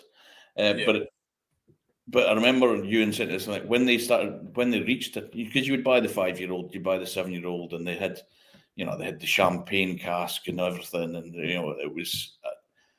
I remember being in a bar. I was running a bar in Japan, and we had 26 different facings of Aaron, and the oldest one was 7. It was crazy. But it was like once they have a core product, a 10-year-old, then you're competing against Aberlour 10, you're competing against Alisker 10, and that's you've lost your new distillery bonus, if that makes sense. And there's going to be a lot of these ones are reaching that stage at about the same time. So and I think we certainly noticed in the shop. If you look at Ardnamurchan is a great example. Yes, the 10-year-old flew because it was the first 10-year-old. But the batch strength and the AD kind of core range, they're sitting on the shelf now, and you have to kind of push that sale. Whereas the Paul Launois flies straight off the shelf. Ardnaho, the 5-year-old inaugural release, bang, gone. Core range and the Volsa has just come out. They're just another whiskey on the shelf. They're great. They're very tasty. They do a good job, but they're not. They don't have that novelty. There's not that pizzazz and look at this kind of thing. And even speaking to the guys at Loch Lee recently, their series just started to slow when they came out with the 3rd edition of all the 4 kind of harvest editions, and it was always going to happen. Yeah, you're 100% right. We're now looking at probably, I would say, at least in the last 2-3 years, about 20 core range whiskies are now all vying for that positions that are occupied by 200-year-old brands. Yeah. And yeah, so I get why Aaron but they've done very well. Yeah, right. I was once the mystery guest at the Aaron Open Day. Again, it was by mistake. It was. Was it because you woke up and were mysterious as to how you got there? It wasn't quite that bad. That was the year before. It was. They'd sold all these tickets for a tasting with Ewan Mitchell and mystery guest, and it was supposed to be Dave Broom. But at the last minute, Dave Broom had to cancel. So Mitchell phones me up and said, "Are you coming to the festival?" I was like, "Aye." He's like, "Can you help me with this tasting?" So I ended up being the mystery guest at the Aaron Open Day, which was just... That's amazing. You stood in for Dave Broom. That's pretty cool, isn't it? I've done it twice. He was supposed to do Maltstock one year and cancelled. So I've twice been the Dave Broom bus replacement. You're like his body double. I mean, have we ever seen you two in the same room together? How do we even know that you're not Dave Broom right now? It's insane. I'm certainly no Dave Broom, that's for sure. He tried to tell me it's fake. He's got a fake beard. It's just Mark with the Velcro. He's got a pretty awesome beard, though. That man could really wear a beard. Can you not? He's pretty cool. He's brilliant. Absolutely. He is lovely. He only got on the Blether about 2 months ago because I had beard envy, and I was like, no, I'm not matching up to that. He's not getting on. I think he came on out of pure pity because I was the biggest creep ever when I met him. I literally sidled up, came up to Glengarry for a bit, and I took his book with me, The Sense of Place, and I was like, I'm just going to nip back to the visitor centre just to check on the guys, and I'll be back up in a minute to see how it's going. And I just kind of sidled in. I was like, will you sign my book? He's like, okay, great. He was just so lovely. He is lovely. I've spent quite a lot of time with Dave over the years, and I remember we did a tour of Japan a couple of times. But there was this one time we were in Japan, and it was like, I mean, there was Dave Broom was there. It was me, Frank McCarty, Ewan Mitchell, Billy Walker, Richard Patterson, and we did like a 2-week tour of Japan. It was just the most bizarre thing ever. And we were at this. I think we were at a temple or something, and this woman comes up to Dave Broom and goes, "Photo," and he's like, "Oh yes, no problem." Gets himself all smart, and she hands him the camera and goes,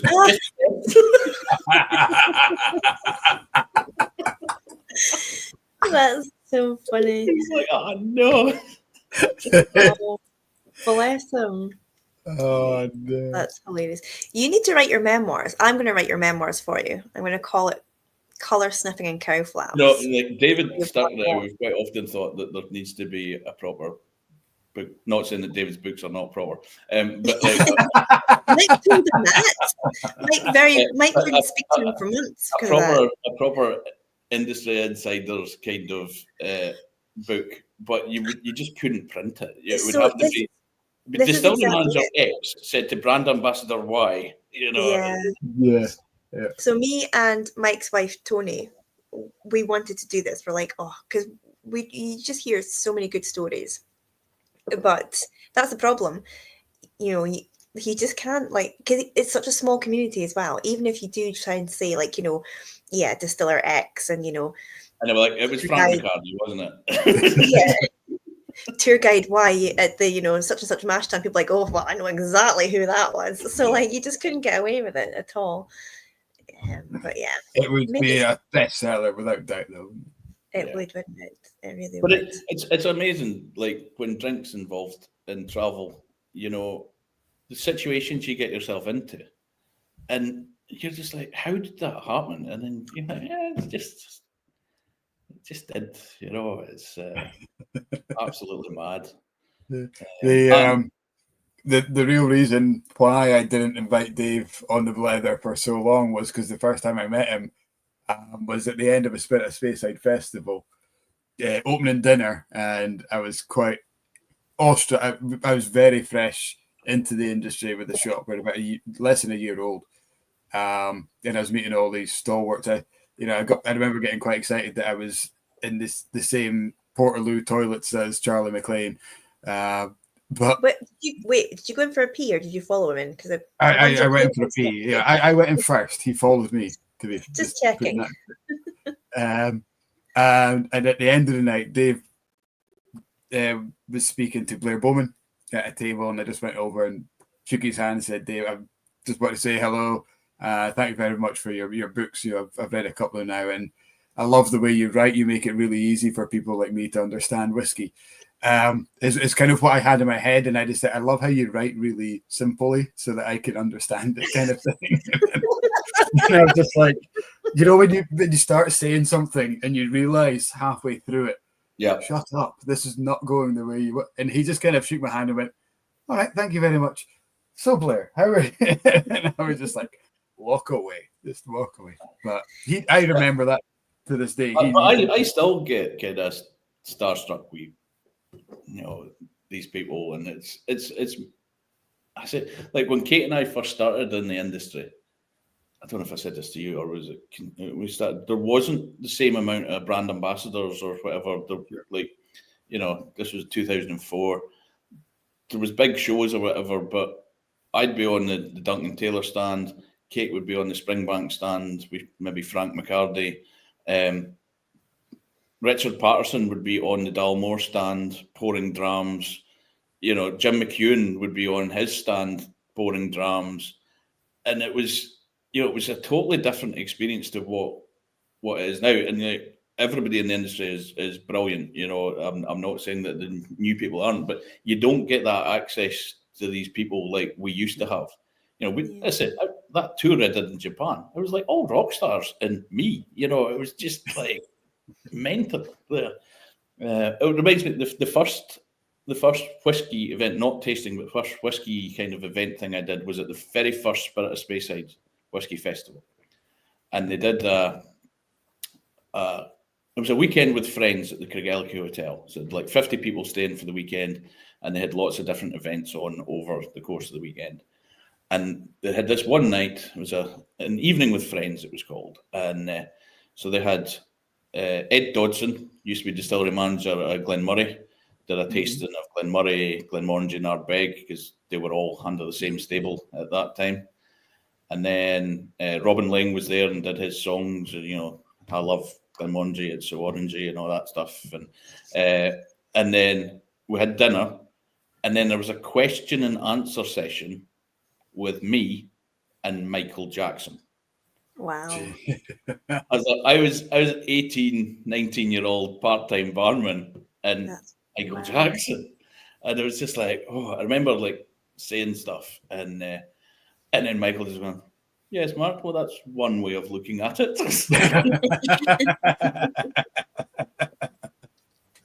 I mean, how anybody thought that would be a good idea, but it went well. But it was just like, what an introduction.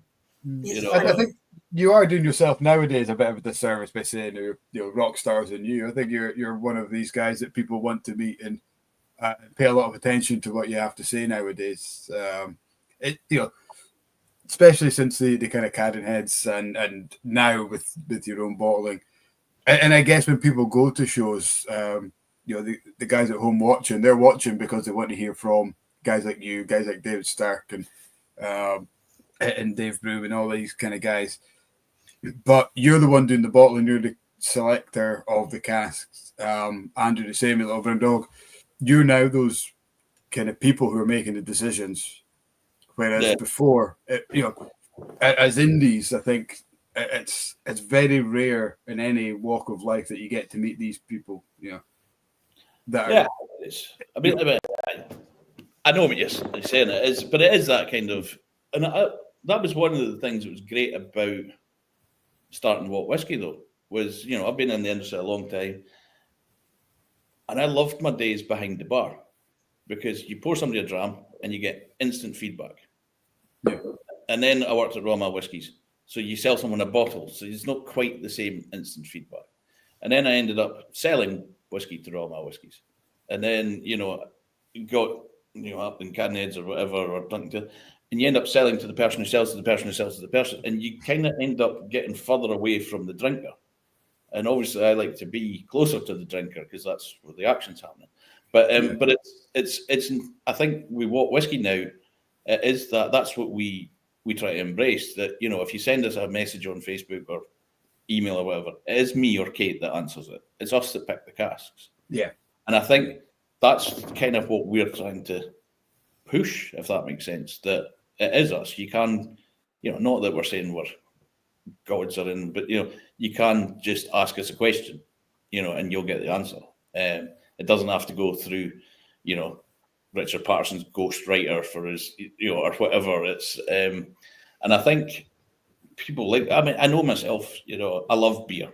I love all drink mainly, but Goose of Boone is one of my favourites, Belgian beer, and I've been there many times. But every now and again, like Carol Boone or Frank Boone will maybe comment on one of my posts or something, and you're like, oh, the owner of a brewery is commenting on my post. And it's just like, so I kind of get it that people might want to speak to us and stuff, but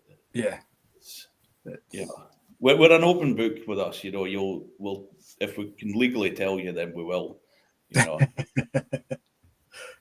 I guess touching back on the COVID scenario, that has opened up so much for the whiskey drinker to have access to guys like yourself, guys that we've had so many great guests who not only spoke to us. I was seeing that video that you put at the start, and you're like, oh hi, that's brilliant. It's like it has opened. The internet has opened things up a lot for all these. Phenomenal. Yeah, it's made people very accessible. I can drop into their DMs and annoy them until they agree to come on the Blether. It's awesome. I mean, there's that as well. Will you sell me a cask? Will you sell me a cask? Will you sell me a cask? There was one distillery did sell us a cask directly, and they said, right, you're not getting another one until next year. And so I messaged them at the stroke just after midnight. Going, when can I get the next cask? You put that in your diary just to remember to do that.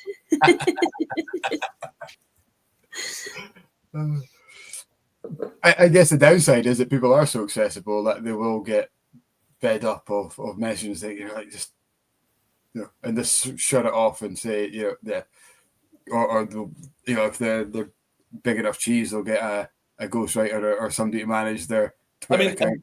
Being smaller like us, and no offense, Little Brown Dog, smaller, they're probably much bigger than we are, but you don't have we have to toe the company line. I can't actually respond yet because I need to go and check what our response is, or so I think that's where when you're dealing with like me or Kate, you just get an answer.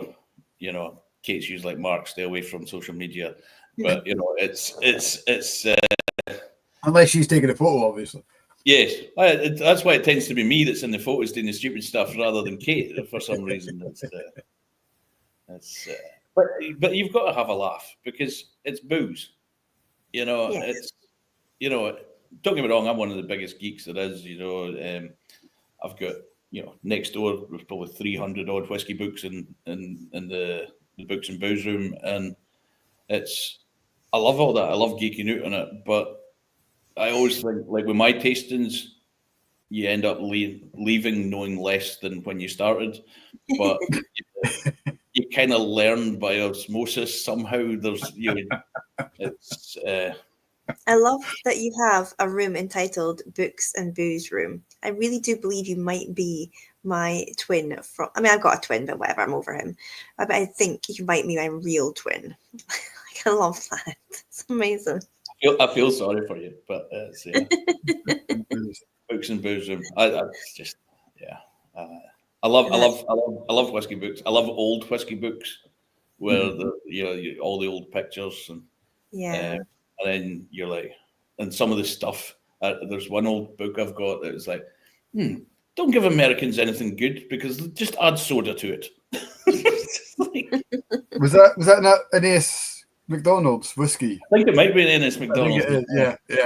I love that book. It's one that I need to. I've got so many books, but I need to go back and reread them and actually take notes. And but there's so many. It's so funny because I know quite a lot of authors now. David, obviously, Billy Abbott's books, brilliant. Eddie Ludlow's book is one that's really good. It's a kind of introduction to tasting, but it's so funny when you're like reading Billy Abbott's book and you've got Billy Abbott's voice in your head, and you've got David's voice reading the book to you in your head. It is quite fun. Or Dave Broom, even, it's like he sat next to you in bed, listening, like reading you to sleep. Dave Broom put me to bed once, but it wasn't that story I was going to say. There was one night I was doing a tasting in Belgium, and I got back late to the hotel room, flicking through the channels, and it was all in French. And Whiskey Galore film was on in French, and it was really weird having Charlie McLean dubbed into French. The next day I went to Germany, and it turned out by chance I ended up having lunch with Charlie McLean. And I was like, Charlie, do you know last night when I was in bed, you were speaking French to me?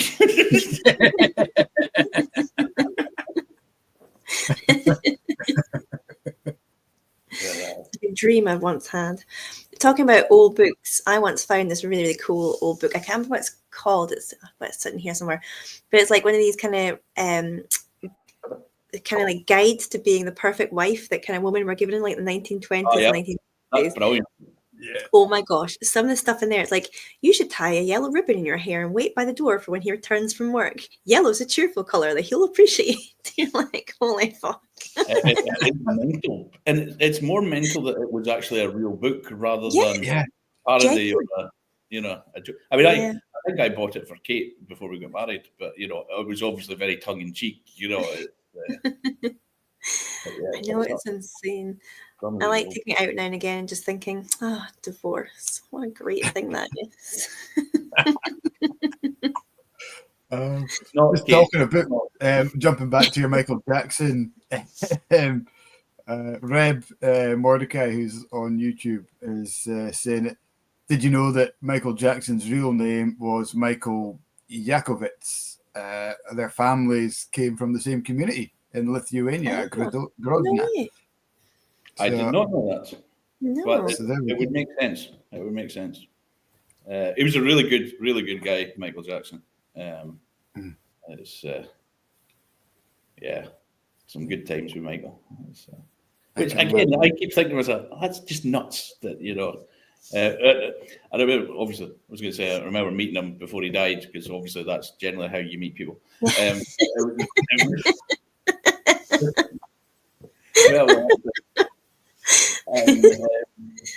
trying to think. So it was Whiskey Live Tokyo, and Kate was there as well, and Michael Jackson was there, and they just kept playing Franz Ferdinand "Come and Dance with Me, Michael" every time, like every 10 minutes during the show, and it was like, this is so not Michael Jackson, but.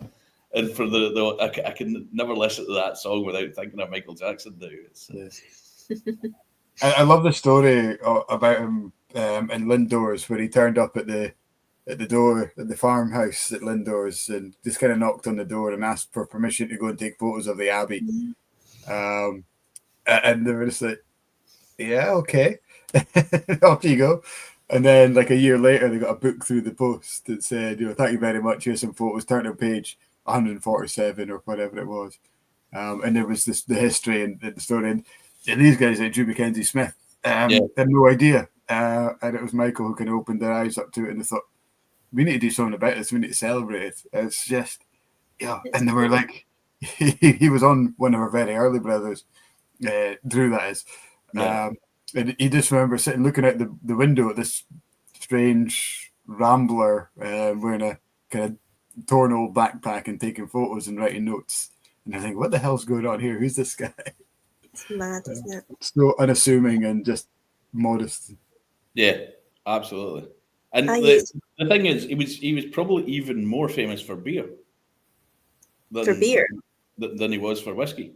The Beer Hunter.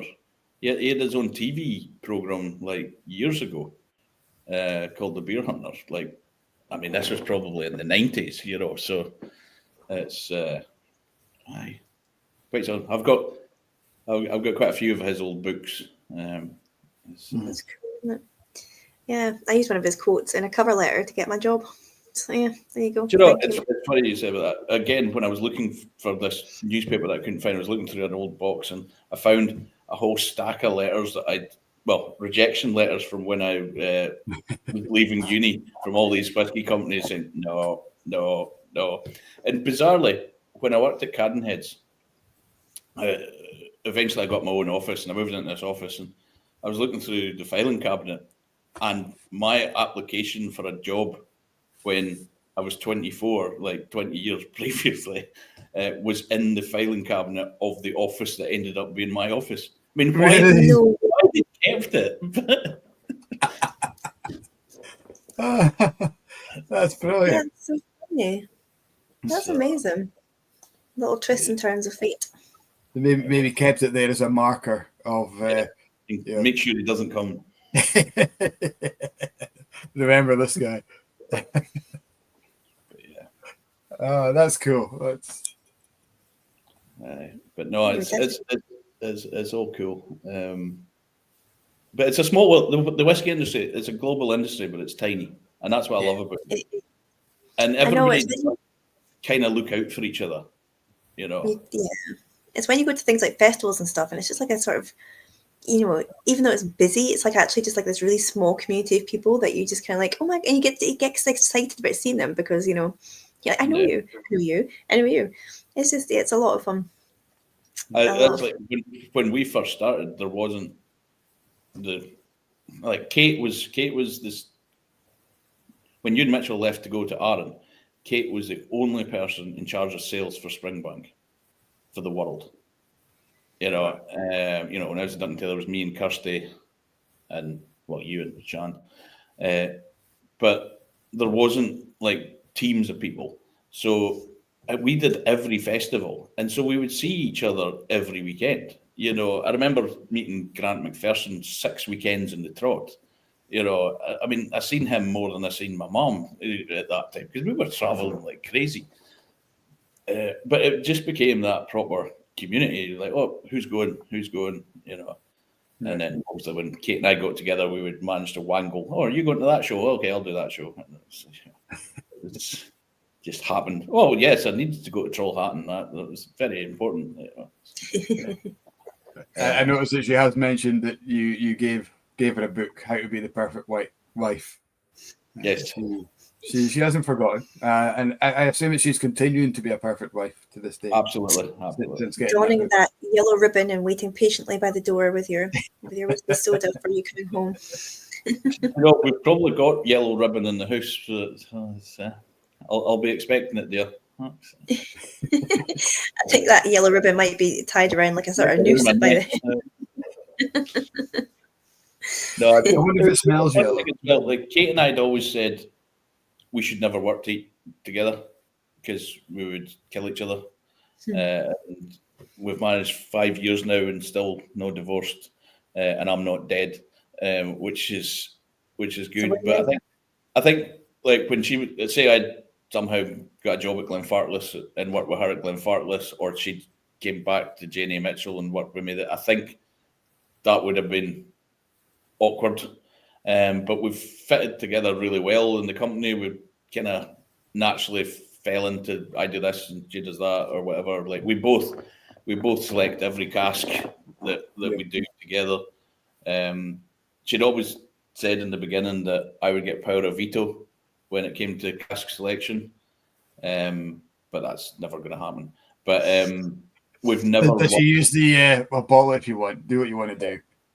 That to me is a no. When Tony says, "I'll do what you want," yeah, it's like, don't do that. Just for the love of God, do not do that. Do not do that. But we've never disagreed on anything. We like, there's never been I've thought, oh, we should bottle that, and she's been like, no, or vice versa. We've both like, Kate's got a very good palate, and actually our whiskey knowledge is much better than she thinks. Just because she doesn't necessarily be as geeky as I am all the time. When she first moved up to Speyside, it was brilliant because we'd be driving around and they were like, right, that distillery, give me a fact. What's that distillery? Give me a fact. It was just became a thing. And then she'd be like, well, I actually know more about this than you think. It's but then again, I used to, another thing I found was don't know if you'll remember this, the Whisky game. Oh, I've not seen this. It was years ago. And so this used to be a big thing at the Dufferin Festival. They would play the Whisky game. It was Chris Biruso that came up with it. Canadian guy that lives in Dufferin, used to be archivist at Pernod Ricard. But he'd come up with this, and I would generally would do it in teams, and I would be the captain of the Scotland team, and David Stark would be the captain of the English team, and then there'd be like a Norwegian team and a Dutch team. And me and David would just memorize these cards. It was, exactly. Which blend's distinctive yellow label was designed by Scottish artist James McBay. Cutty Sark, obviously. Name another blend with a yellow label, but that's beside the point. I would have said J&B, but so but that's red and yellow, I would say. But although one of the worst kilts I've ever seen, they did a J&B kilt. There used to be a kilt shop in Dufferin, and they made these J&B kilts, and they were just red and yellow squares, little squares. And the woman that made them, the same woman that made my kilt, she said she hated it. Her eyes would just go like fuzzy every time that she did it, and it was like she could only work for like 20 minutes at a time before she went back. She went kilt blind. Yeah, but so the Whisky game got to the stage that David and I knew all the questions, and so like it would be Mike Lord would be the quiz master probably, and he would go, which Eastern Highland Fettercairn, it's like it's going to be Fettercairn, and the Norwegians are like, what's going on here? But I was never beaten. David won it once for England the year I was banned. That's not a real win then. That's not a real win. How did you get banned? It's a long story. It wasn't my fault. It wasn't my fault. Someone else got banned that I was associated with. So. Stick around offline afterwards. We'll maybe get that story. Yeah, they let me back in the year after, so it was all good. But the Whisky game used to be mad. But that's where you've got to always keep learning, because I remember all that stuff, and then it was when we bottled the Dalyuen recently and started reading about it. I always think Dalyuen, big meaty sulphury dram, like the 16-year-old Flora and Fauna. But obviously they've changed their style of distillate twice since then. Mm-hmm. And so you kind of, just because you've learned something in 2004 doesn't mean that's what a long time ago, Newmark. It's you've got to keep learning. I like learning. I like getting things wrong, because then if somebody tells you you're wrong, you can find something out. So well, my opinion it was that, but you obviously know more than me. Blah blah blah. I think that's one of the great things is it is evolving, and people are so quick to find information out. It must be, I would hate to be a brand ambassador nowadays, do a presentation and you get something wrong. Somebody's on the phone and saying, well, actually, Google says. Oh, yeah, I've had that. I've had a guy, it's back in my Cadenheads days. I was presenting one of the Cadenheads creations, and I said what was in it. And the guy's like, no, that's not right. It says here, this is what's in it. I was like, well, it was me that blended it, and it actually says on the back label what's in the blend, so just because it's on the internet doesn't mean it's true, but there's a lot of whiskey stuff is just because it's been repeated often enough, it's fact. And you're like, does anyone actually look into where that originated from? It's like, oh no, that's not fact, it's but it is, it's fun. But the other thing that's fun though is, it must be difficult being a brand ambassador if you're not allowed to have your own personality involved in anything. And I've always, when I've worked with other people and say, like, if you were going to host tastings or whatever, do your own style. We're all unique. Some people can be very factual and whatever. Other people just wing it like me. I like doing tastings for smaller groups where you get that banter, and you will not necessarily banter, but you get interaction, and people can ask questions or kind of, like, I've done big tastings. You know, I've done tastings for 200, 300, 400 people. The biggest tasting I ever did was 1,200 people, which was just insane. Wow. It was mic'd up like Madonna, you know. And I just had an image there that I do not want to have in my head. I'm not going to vogue. That's like Andrew's next video. 100%. When a tasting becomes too big, it just becomes a lecture, and it is all, you know. I say you're giving people alcohol; they're supposed to be enjoying it. You know, you teach them. People ask questions, but when it's just next slide, yeah. And that's why I think I'm really lucky. I've only ever worked for independent bottlers, and only ever worked for people that don't show filter, don't natural colour, blah blah blah. I think I would find it difficult having to. I mean, I say the same stuff all the time anyway, but at least my whiskey changes every tasting. You know, I think it'd be tough to just be sticking with a core brand all the time. But then, if you've got a good core brand, then you're fine. But I think it's funny because if you like, Kat, you Ardmore, you'll know everything about Ardmore. I know little bits about everything. So it's a different take on things. When you're an independent bottler, you kind of know a lot about nothing. But yeah, you know a lot about lots. I was like my time at the shop with Mike, just because, like you say, like I'd be talking about the same two brands, and then if I branched out, it'd be even more on Lafroig.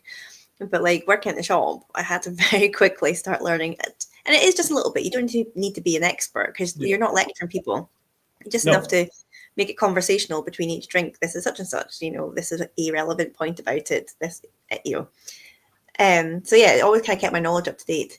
But I haven't been at the shop for a while, so now literally I can tell you about is Glengarry and Ardmore. Like maybe. That's the Glengarry's one that's on my radar for bottling. We've not managed to do one yet, but we'll get one at some point. We've done Ardmore. Shocking. That is absolutely shocking. But Glengarry's always been one of my favourites. I remember going down Glengarry on the 1st of January one year. This was Duncan Taylor days. It must have been about 2006, something like that. It might have been the 2nd of January. For some reason, with a group of Danes came over to Scotland to visit us on the 2nd of January. Like, what are you doing? Like, can you get us into the distilleries? So we're like, no. And I can't remember who it was, but somebody at Glengarry took us round on the 2nd of January. And, probably Digger. And it was, I remember the malt, there was they took us into this, where the malt barns are, but it was all boarded up, like nailed shut. And he got a hammer and pulled the nails out, and we went in and had a look around, and it was just one of the best tours ever. It makes me think even more that it's Digger. Probably. It was probably. I mean, he lives next door to the place. Like, he was named working, he's just there anyway, but he loves to come back up the road and come and see us. Well, we must do, because it's been too long. It's been too long. Yeah, you're very welcome. And likewise to you guys coming to Campbeltown. Would love to come down again. Love to do that, yeah. But so what have you guys got in your glass tonight? Well, can't you go first? We haven't told what's in your glass. You haven't. I'm glad you didn't, because I made the classic mistake of looking at a bottle and forgetting to get a glass. So when I put my charger on, I also went for a pee and got a glass. So I thought you'd actually gone like down to the main hub of Huntley to turn on your charger. A bee as well. The internet's so shit. I'd be able to plugging it into the bloody main somewhere, wouldn't I? Yeah, when I was at Cadenheads, our internet in the office was so bad. The actual best Wi-Fi was in the Cadenheads warehouse. That was so. Like, if you wanted to book a flight or something, you'd go into the warehouse, because you knew the Wi-Fi was good, and that wasn't just an excuse to go to the warehouse and drink. But it was. It's mental. Like, I moved here from a tiny little island off the southwest coast of Scotland, and my internet was fantastic. Move up to Aberdeenshire, like the oil capital of Europe, and I'm literally plugged into dial-up, and my face freezes every week, and like I've got to stand outside to talk on my mobile phone. Mental. Because I live in a bloody cave, I've got this. Before I go, I thought I'd go Campbeltown on brand for Campbeltown. So good excuse to open it. Go, Karen. What a great distillery it is. It is lovely. Really, really. And it's, bourbon cask matured, cask strength, 8 years old. It's all a bit of me. So it's lovely. I'm enjoying that. Well, I've got, as usual, I'm a little bit younger than you, Kat. I've been 7 years old. Your dreams. This is the Tawny Port distillery exclusive, I think. Specially selected exclusive cask from Glen Scotia. You are such a whore for a port cask. I'm a whore for a port cask, and I love Glen Scotia. So this is right up my street. And our friend David Muir brought this bottle up. Who's our friend David Muir. Like, where's mine? That's all I'm saying, David. Our friend. You got the top half. Yeah, we shared your bit out earlier on this week. Fair enough. But it's so good. It's such a good little whiskey. It is. I love Glen Scotia. I love Glen Scotia. The new make is so fruity. It's just gorgeous stuff, and it's great to see. Oh, sorry. On you go. No, on you go.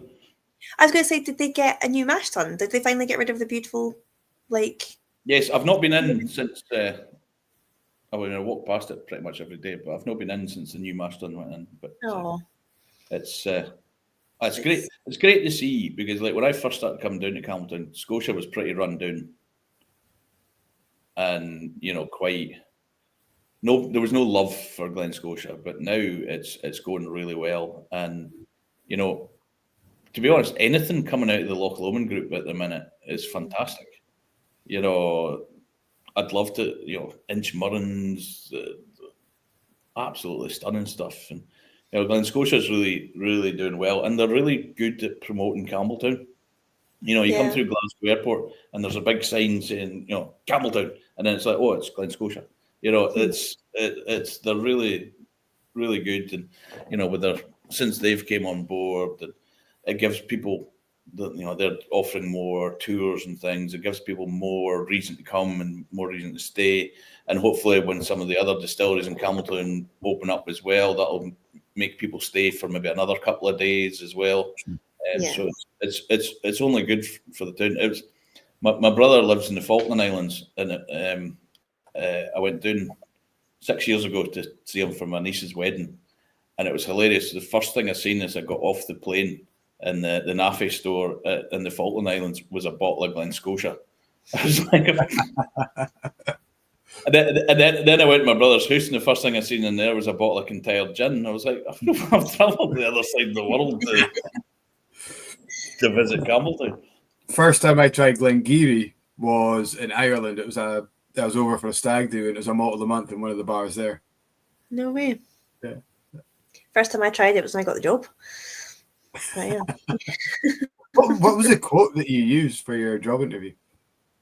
You said you used so Michael Jackson talks about everybody's road to Damascus moment, where that's like that entry into whiskey, like that one bottle or that one dram or that. And we talk about this nearly every single week, don't we? Because everybody has that one story, whether it's like their grandpa's favorite bottle or your story about trying Glengarry in Ireland, whatever. So So is that I kind of opened with that, and so it wasn't for my original job. It was when I moved up into my new job. No, it's funny though. Like you said, the Damascus moment, and I see this all the time, but I don't have one. You haven't got one? No, I don't have a founding story. It was just there. Like I don't, and I kind of feel bad that I don't have this. But then I grew up in a distillery, just whiskey was just everywhere, Yeah, I mean that kind of is your story though, because there's not many people who have that same story, But it's that kind of like, there wasn't a time where I went, oh wow, I must get into this. It just kind of fell into it and stumbled into it. I mean, I got the job at the Craig Hotel because I could reach the top shelf. That was pretty much. Do you know? There's actually a true story. It was I went for an interview, and 18-year-old bumbling idiot instead of being a 45-year-old bumbling idiot. But had to check my age there. And I went for an interview, and I went for a second interview, and and Pam Cairns, who was the restaurant manager there, we became good friends with her after working there. But she said, as we were leaving the interview, she wasn't sure whether she was going to give me a job or not because I'm pretty useless. But I opened the door for her to get out, and she said it was that moment when I opened the door was when she gave me a job. Oh, and that door, and I always go and touch the door every time I go into the hotel. But that door opening got me the job, which got me into whiskey properly. So it is proper, I'm sure I probably would have found it into drink somehow. But it's. They should put a blue plaque on that. Like that's your Damascus moment. That's your road to Damascus moment. The literal, like the figurative, and the sort of the opening door moment. I love that. And is it still the same door? It's the same door, into the what was the Avon room, which was where I did my question and answer session with Michael Jackson. So, talking about not being able to reach a shelf. When I was a student, I used to work in the village I grew up in. I worked like a wee spar shop, like Friday, Saturday, Sunday. So I had no social life. But I am quite vertically challenged, and my arms are like little T-Rex arms. So for some reason, they kept all the condoms on the very, very top shelf above the cigarettes. So like it was cigarettes, cigars, condoms. So, like you could sort your night out depending on how high up the shelf you were going, I suppose. But like nobody ever bought them because they were behind the counter, of course. So you're going to have to go up and ask the girl for a packet of condoms. So one day somebody did come up and ask me for them, and I kind of was like, great, how am I going to get those? So I had to get a broom and just kind of like try and flick them off the shelf.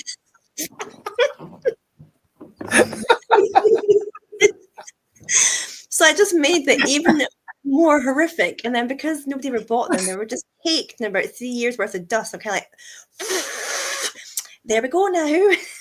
Enjoy. So that's yeah. When I worked at Mile Whiskies, we used to have the whiskey flavored condoms at the till, and they were one of the most stolen things. Oh, I know. Yeah. I remember catching a shoplifter. He was like, you need to put those condoms back, mate. It's like, what condoms? The condoms that are in your hands. What are you talking about? I'm buying a bottle of whiskey. I was like, yeah, you're buying a bottle of whiskey, but you're stealing condoms.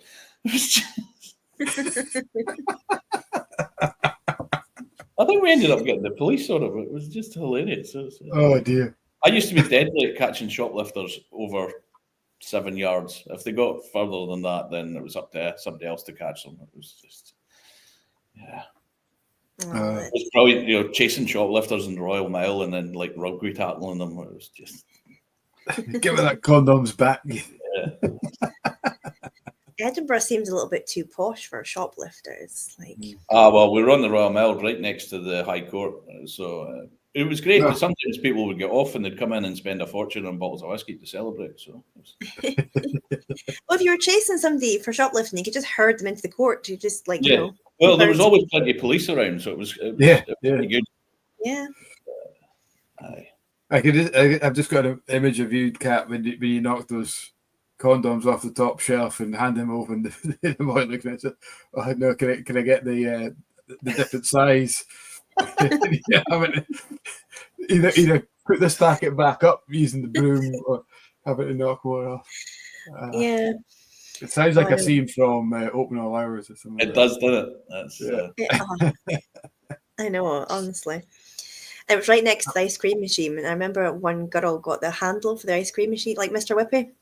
She got it stuck on. So like I was down at the far end of the shop and I just heard her shouting, "Cat, Cat." I'm like, yes. I came running up. She's like, "What do I do?" I'm like turn it off. She was just, there's just so much ice cream everywhere. So yeah. I got one of the condoms and put it around the nozzle and just inflated. Oh my god, yes, we should have done it. Although I would have to get the broom. Like it was time urgent. It was time urgent. I can just see you then slipping on the ice cream, and it's just like a comedy of errors. And then, of course, I didn't know, but in Aberdeenshire, because like I don't know if you know from my accent, but my mother didn't speak in Doric, so a guy came up to the counter, like all the old farmers would come in on like a Friday night and they'd buy their bottle of teachers, and this guy just walked up and he had his trousers tied on like together with the baler towel. Bale and twine. Oh, but he put down like his bottle and he said spunks. And I was like, I beg your pardon. And I didn't know that was matches at all. So I had to get one of the older ladies to translate. I was like, I don't know what he's saying. And I'm not sure. You know, I've not heard spunks for ages. It's, Did you ever play Spunky in the bar, Mark? What's that? Did you ever play Spunky? Yeah. And now, how did you play Spunky again? It's when you have a group of folk at the bar and you all put 3 matches in your hand and close your hand and you had to guess how many matches was the total. If you got it right, you were right. You missed the round, and the last person left standing had to buy. I used to have some great nights on playing Spunky.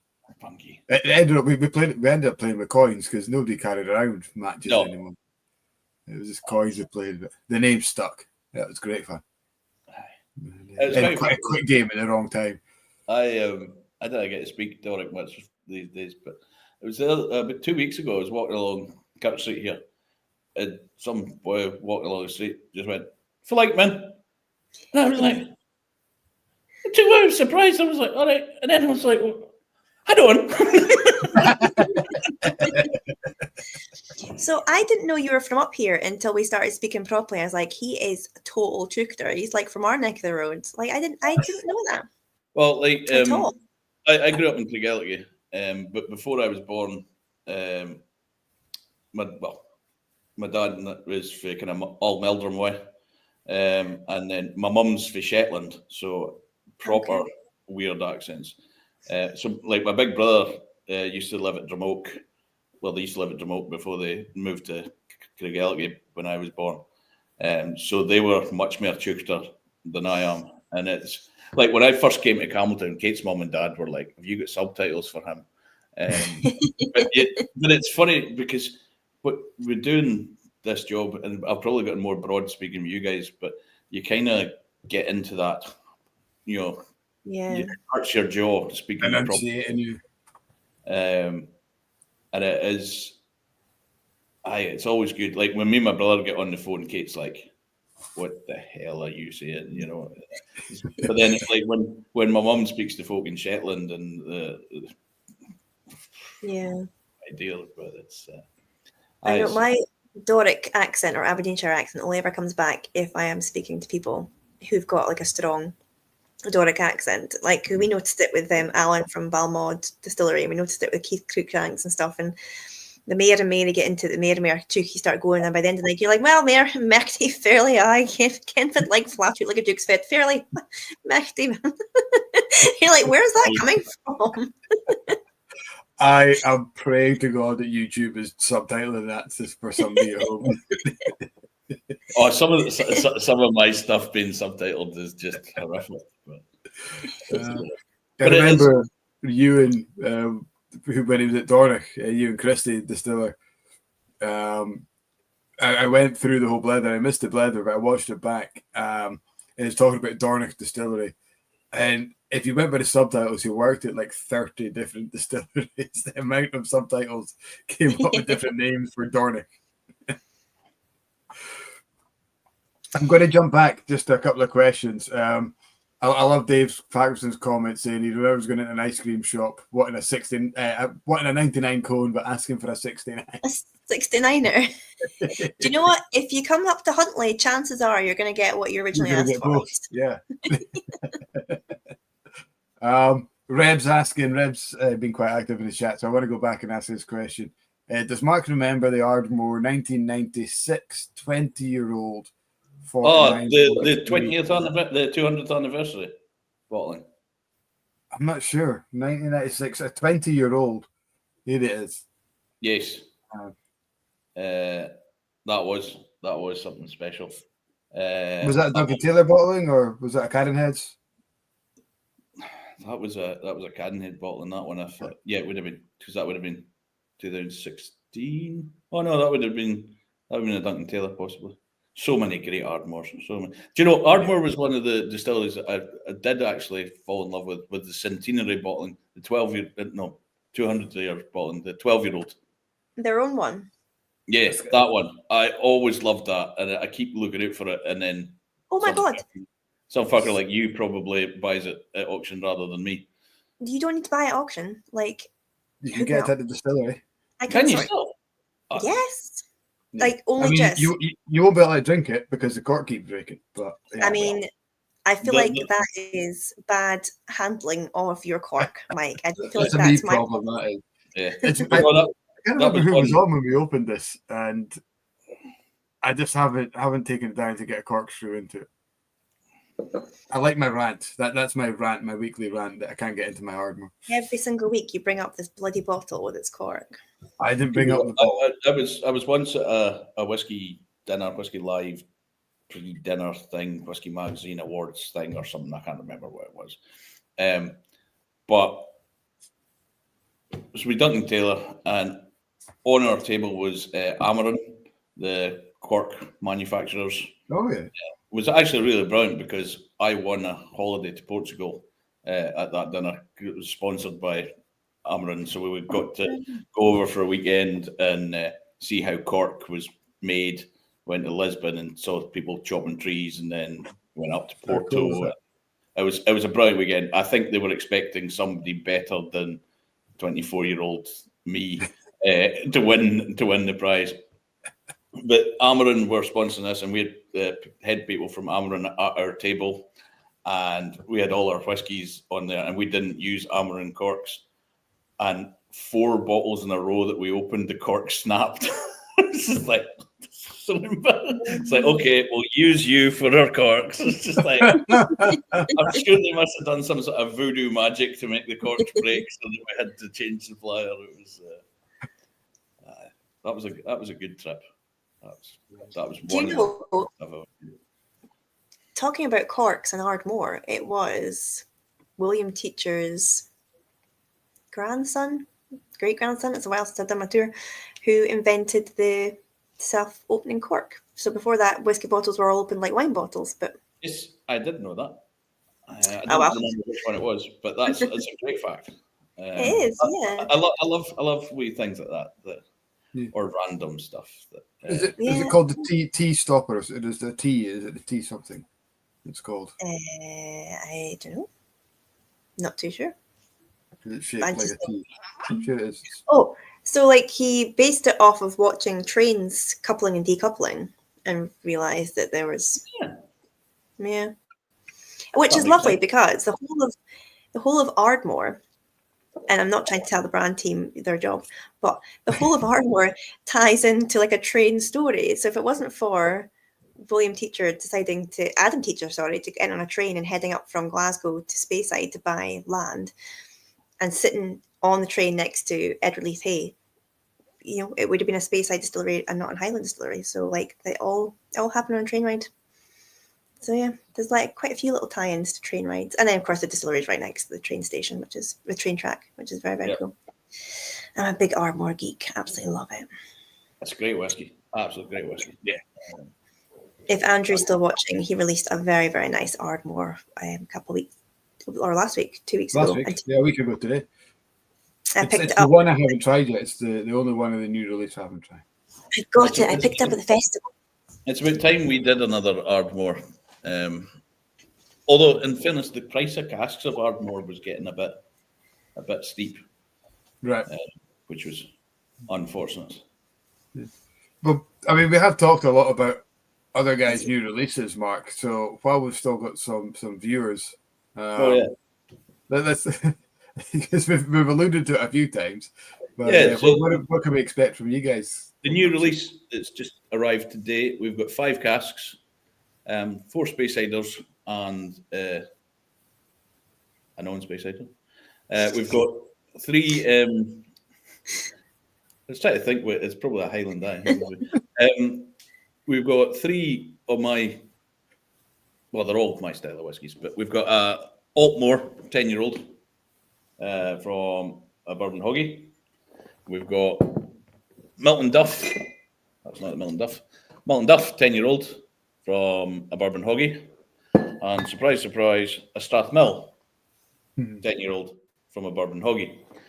And we did think, should we do 3 10-year-old Speyside bourbon hoggies in the same release? But they're all very different. So it kind of made sense, because when you're putting a release together, you're kind of trying to do, like, could you host a tasting with it? You know, Okay. does it tick a lot of boxes? And they're all absolutely stunning. Strathmill is, well, all 3 of them. Altmore's probably more well known, but Milton Duff, Strathmill. I love an underdog. I've always loved these distilleries that no one ever, you know. I don't think there's a Strathmill Facebook group. I'll probably go and start one tonight. I think you should. I love it. You know, it's all about Strathmill is just crying out for a huge readership. But it's great whiskey. After that, we've got a secret sherried Speyside. So it's a Ben Rinnes, but we're just not allowed to tell you. And this one is a beast, sherry beast, but it's quite dirty, and ashy almost. But it's got a strange story in that. What does it say on the label? Yeah, 2.5 years in Oloroso octaves mid maturation. So basically, the stuff was in hoggies. It then, when it was about 8 years old, it got re-racked for 2.5 years into first fill sherry octaves. And then it got re-racked back into hoggy for the remainder of the time, for the next 4 or 5 years. And it's still a beast. So God knows how big it would have been after just coming out of the octaves. It must have just been like chewing on something, you know, chewing on a brick, to be honest.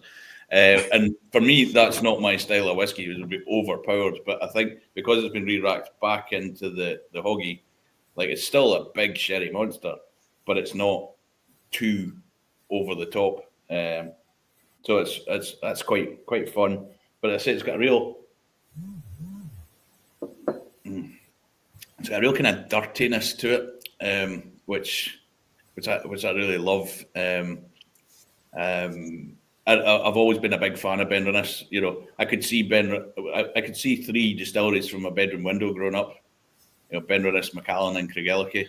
We've bottled a Craigellachie. We've now bottled a Ben Rinnes. I'll probably never bottle a Macallan, and unless the world has really gone mad.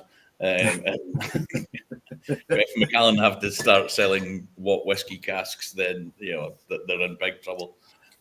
But so that we've got that one, and then another one, which the final one is an Ardnamurchan peated 7-year-old first fill bourbon barrel. Wow!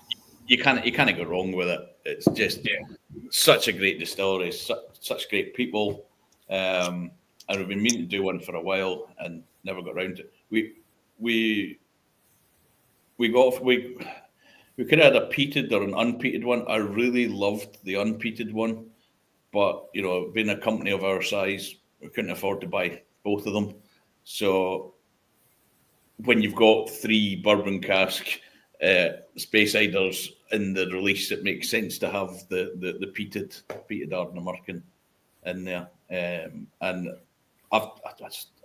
it's great stuff. So, and the great thing is, this is our 15th release, and this is the first time we've bottled any of these 5 distilleries. Right. So there's still stuff there that we can find that we've not done yet. So, you know, this is the best Strathmill we've ever bottled, because, well, it's the only one. But it, you know, it is that it's nice to add to the range with something new, and you know, it's great to bottle things again and whatever. But it's, you know, first Ben Rinnes, and it's, you know, I mean, I'll be honest, normally I would run away from something that colour, but that's just my personal tastes. I'm much more a bourbon fruit. Honestly, we are going to get total twinsies. That's insane. You're going to get people buying that because of the colour, you know. But it's really good. It's really good. That instills confidence, and you know, sometimes you see that colour, and if you're into whiskey in a big way, you can almost be put off. This is the colour you want. It's almost double negative, but I know there's because there's a lot of really dark stuff on the market at the minute. That there's a lot of wet casks being filled. You know, and you can see it with it's 6 years old and it's black, or you know, it's dark. Natural strength 48%. You're like, oh right, how much sherry was left in the bottom of that before? You know, it's it's a 15-year-old, but it's a 3-month finish in a sherry cask. I do like sherry cask whiskey. I grew up at Macallan, you know, and that was proper sherry cask stuff. But my personal style is much more bourbon forward, spirit driven. I mean, this Ben Rinnes, undisclosed sherry Speyside is cracking. And I'm so glad that we didn't do any of the re-racking. It was all done before we bought it. But I'm so glad that they did that because why can't you name that then? Because Ben Rinnes isn't. It was just one of the bizarre ones that cask didn't come with naming rights. Right. Normally Ben Rinnes is fine. It all depends on the paperwork and what the DO says, you know. And that one, it was sold to us as Speyside malt, brackets. You're not allowed to call it this. I think Ben Rinnes didn't have an M in it. You're just not allowed to put it on the label. Because like I'm sure it's a bizarre one because nobody's going, like annoyingly, like you used to get a lot of unnameable malts, but they used to be much cheaper. So you're like, do you want to buy a Lagavulin or do you want to buy an Islay whiskey? And the price point would be different. But now it's, you know, do you want to buy a Clynelish or do you want to buy a Highland? They're still the same price, you know. But I mean, it's a good way of, and again, that's where tasting notes are very useful.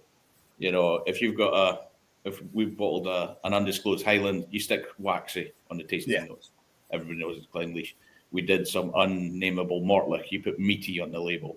You know, so there's always ways of getting it out there. Yeah. And it's not as though Ben Rinnes has like a core brand that you're competing against, because normally it's if it's a big brand name, you know, a Glenfarclas or an Orkney, or, you know, a Highland Park or something, that's where you get the secret out a lot. But I can't think of Ben Rinnes. So I can't see it doing Ben Rinnes's reputation any harm. That's interesting. Unless they've got plans to launch Ben Rinnes as a huge single malt, and again, I'd love them to do that, but they'd probably mess it up. So leave it to the Indies.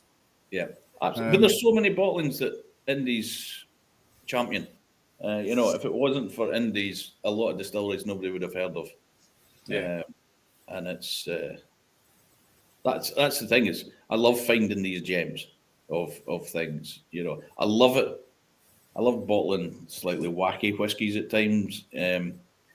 Not necessarily wacky, but we did a Glen Spey that was in a Oloroso sherry finish, and it tasted like do you know Duchess of Bourgogne, Flanders beer? It's kind of got that tart balsamic vinegar type note to it. It sounds horrible, but I love it. And this Glen Spey had that balsamic vinegar type note about it. And I knew some people would hate it and some people would love it. I mean, I wouldn't have done it for our first release, but, you know, by the time we got up to our 10th release, we got a bit coggy, you know, but it was that like, I know people that will absolutely love this. I know other people will hate it, but I love being at a whiskey show and having a dram like that divides opinion, and people can understand why we bottled it. But then you get people going, here, you need to go to the whiskey stand and try this. And they might be saying, because it's brilliant, or they might be saying, it's pish. But they get speaking about it. And I love that, pulling out something a bit random, or there's a really good Strathmill there, or this. You bottle an Ardbeg and it's good. That's brilliant. I loved it, but it's no difficult. It's finding a really good Dalhuin or a Strathmill or a Balmain, for me, is much more fun, and it's much more being a proper indie, if that makes sense, rather than just bottling big names and charging big money for it. Yeah. And plus, we can't afford it. It's fun for the consumer as well, though. I tried something at Woody and Megan's stand at Dufton the other day. I can't remember what it is now. I think it's was it a Mortlach in a bourbon cask? And I was like, this is gorgeous. I absolutely love this. Yeah. Yeah.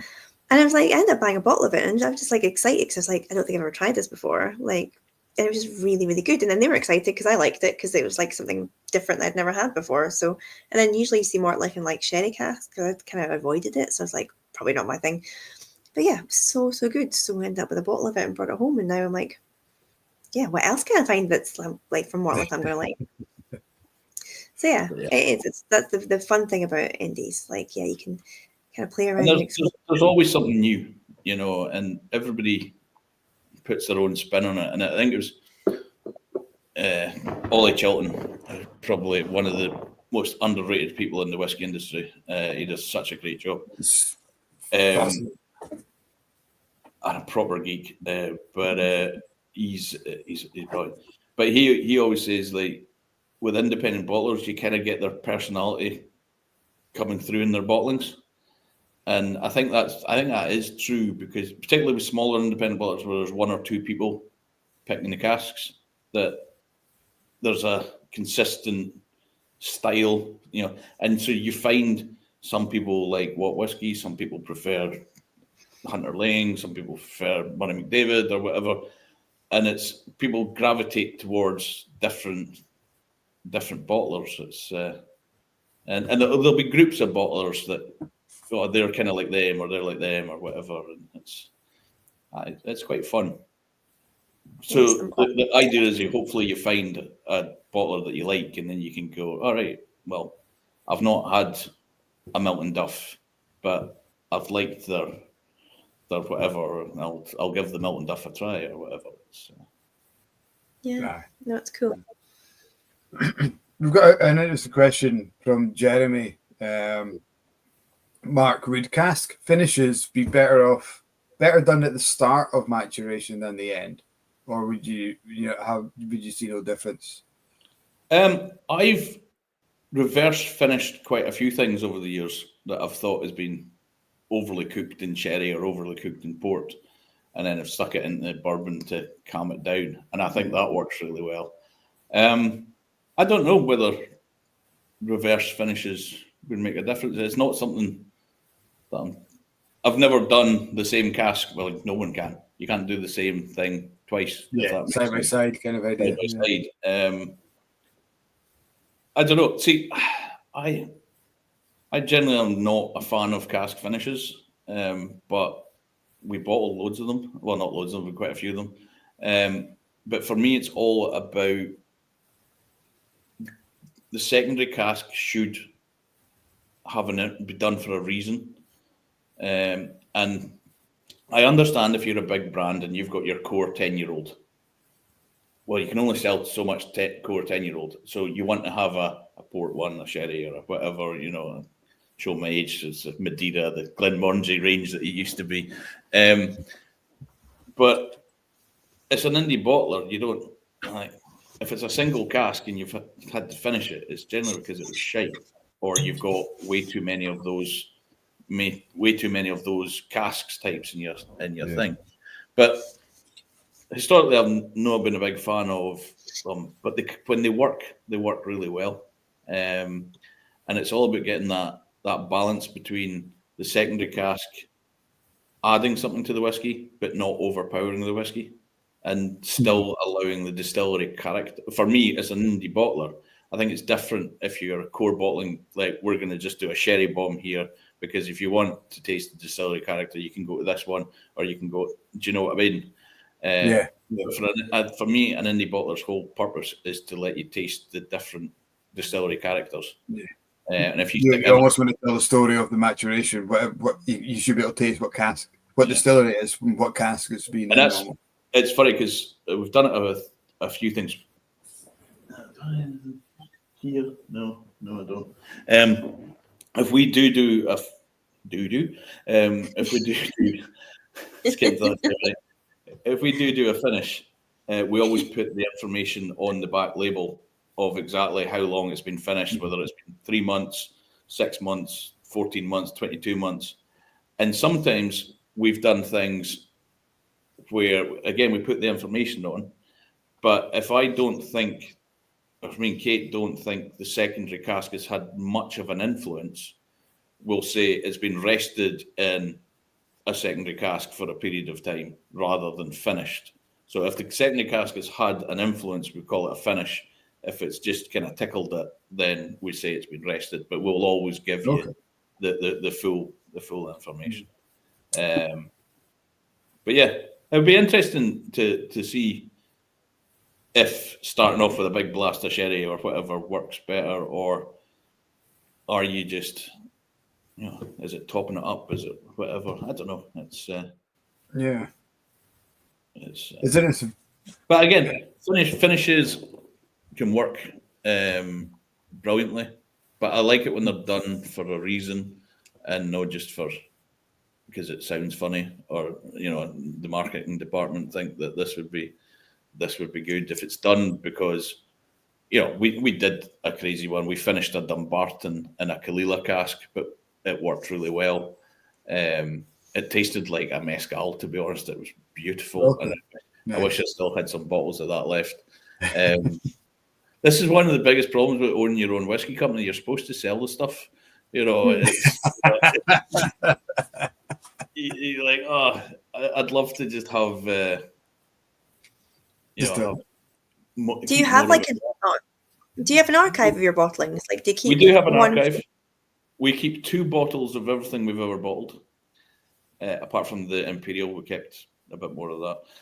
But we Kate found out about that. You know what I mean? We keep 2 bottles of everything. One that we hope will be a forever archive, that we've got 1 bottle of everything, and a second one so that we can open bottles in the future of things. But when you're only 5 years old, you go, let's go and get something from the archives. We bottled this 6 months ago. It's not quite. It's still on shelf, but it's from the archive. But it's hopefully for future years, future tastings, we can let's go and open something for the archives and have a bit of fun. That'd be cool. Or if things go tits up, then we just sell it all and try and make some money. You too can own an entire collection of what whiskey. Sounds like a pitch, yeah. But even doing tasting packs, you could open the bottle and do random packs. We do that at the shop where you could have a taste of what whiskey history. You could random, that'd be quite a nice way of doing it. Entitle it. What was it? Like question mark. What was it? Yeah. Do you know, when I was young, I always wanted a fitba strip with my name on the back of it, with what across the back, but instead of a number, a question mark. Question mark. Like it. Did you know that you're being featured on Aquavite right now? Am I? Oh dear. Yeah. What have I done? Roy's using what bottlings to promote natural colouring over on the Aquavite channel. That's just because he couldn't get the guest. We already got the guest, so he's like shoehorning in on our limelight again.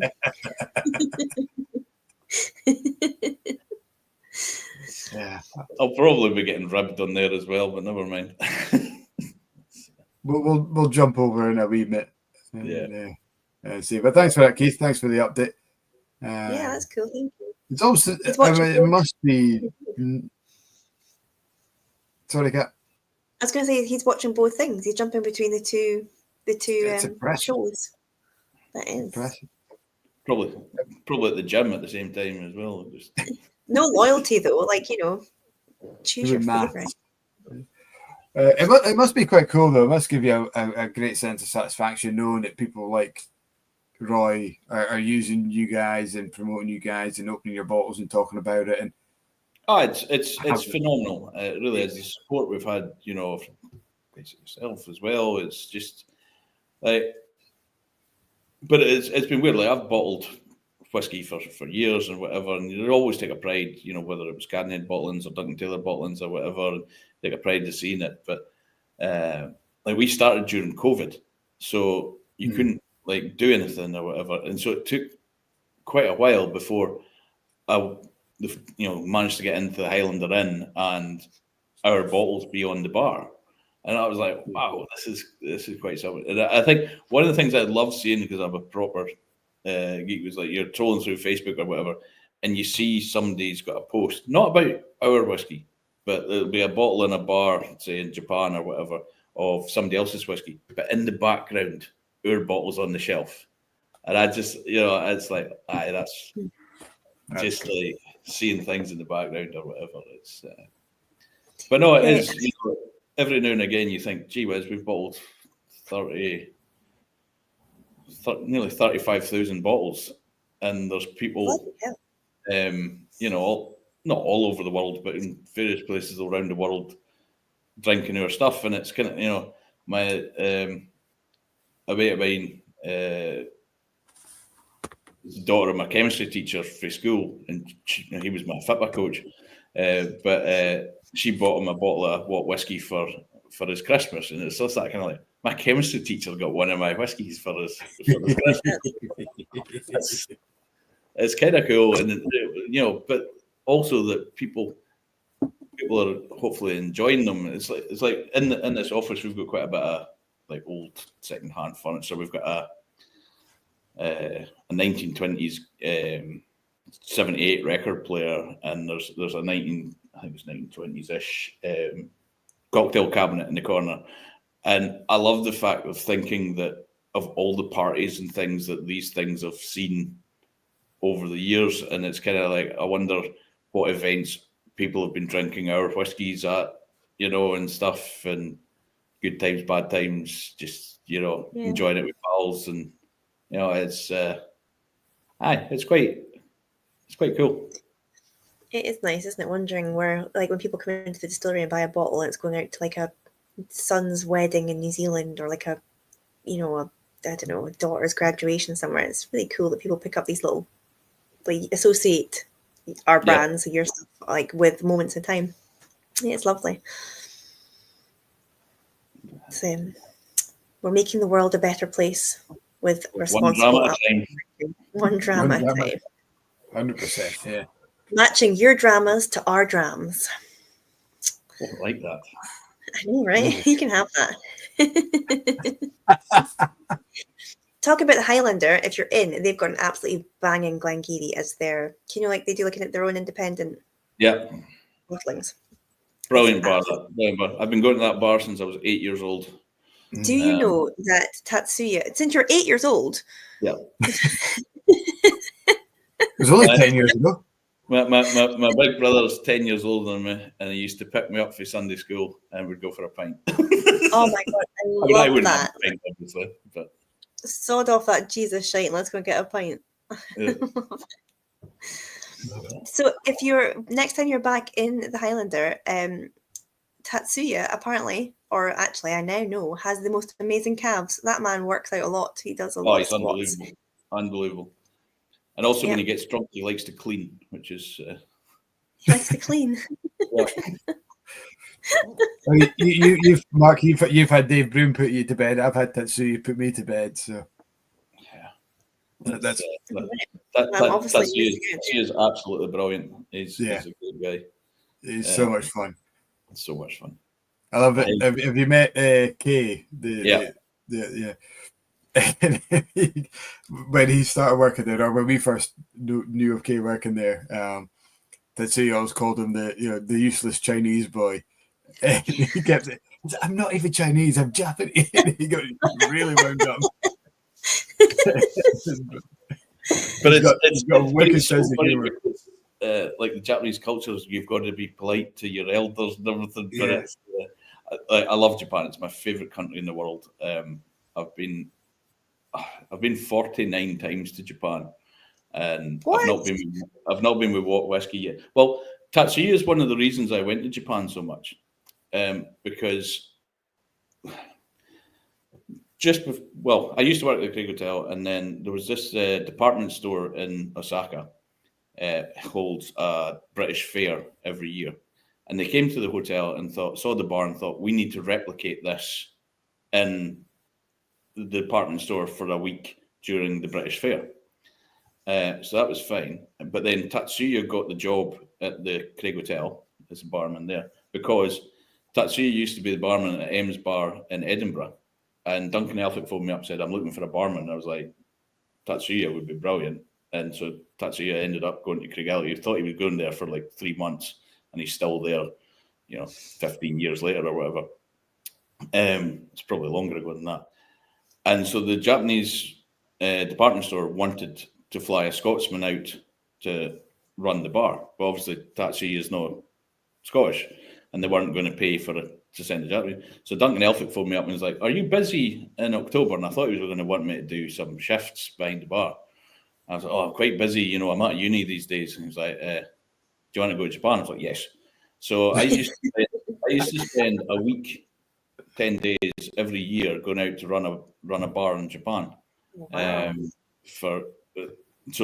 then it ended up being the Highlander Inn. So they would replicate the Highlander Inn, and I would go across and run it out there. It was absolutely wild. So I've got a lot of time for the Highlander and Tatsuya. Because if Tatsuya wasn't working there and there'd been a Scotsman working there, I would never have got to go to Japan initially so much. So. And then obviously because I was quite well known in Japan, then when I started at Duncan Taylor, I kept going and Cadenheads and stuff. But I've not been with Whisky yet, but we'll all get there at some point.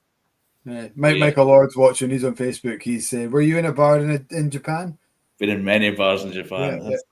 That's I get a feeling you've told this story before. Yeah, there's quite often my story start with I was in a bar in Japan, and it's one time doing a tasting with Mike in in Dufton. They played Mark Watt Bingo, where they put down all my sayings like I was in a bar in Japan, or all sorts of chill filtering is evil and all this kind of thing. And everybody in the audience got a bingo card and were trying to get me to tell all my old stories so that they could they could win a prize. That sounds good. Love it. I don't hear much from you, Michael, now that you've kind of moved on from the whiskey shop in Dufton. I know, it's about time you came down to Campbeltown, Mike. Great to see you. Mike Lord was also at my first ever tasting. Was he? Yeah. Excellent. He's coming out with them all new Cascas King. It's all good. But yeah, Japan's brilliant. But one of my favourite stories is, and that's why it's great being able that people speak English, because I can't speak any foreign languages. Kate, on the other hand, is just fluent in French, Spanish, and Italian. I was certainly punching above my weight there. We need to get Kate on. Why did we bother with you? Jeez, He's even look better than me. But it's always good. I hate doing tastings through interpreters, because you stand up and you're like, "Hi, I'm Mark from What Whisky," and they go, "Hurdy-gurdy, Johnny Walker, none of and you're like, "Were you in Outer Hebrides doing these tastings?" and it's like I never said any of that. I might not know your language, but I know that didn't say Johnny Walker or Bruichladdich. It's just annoying.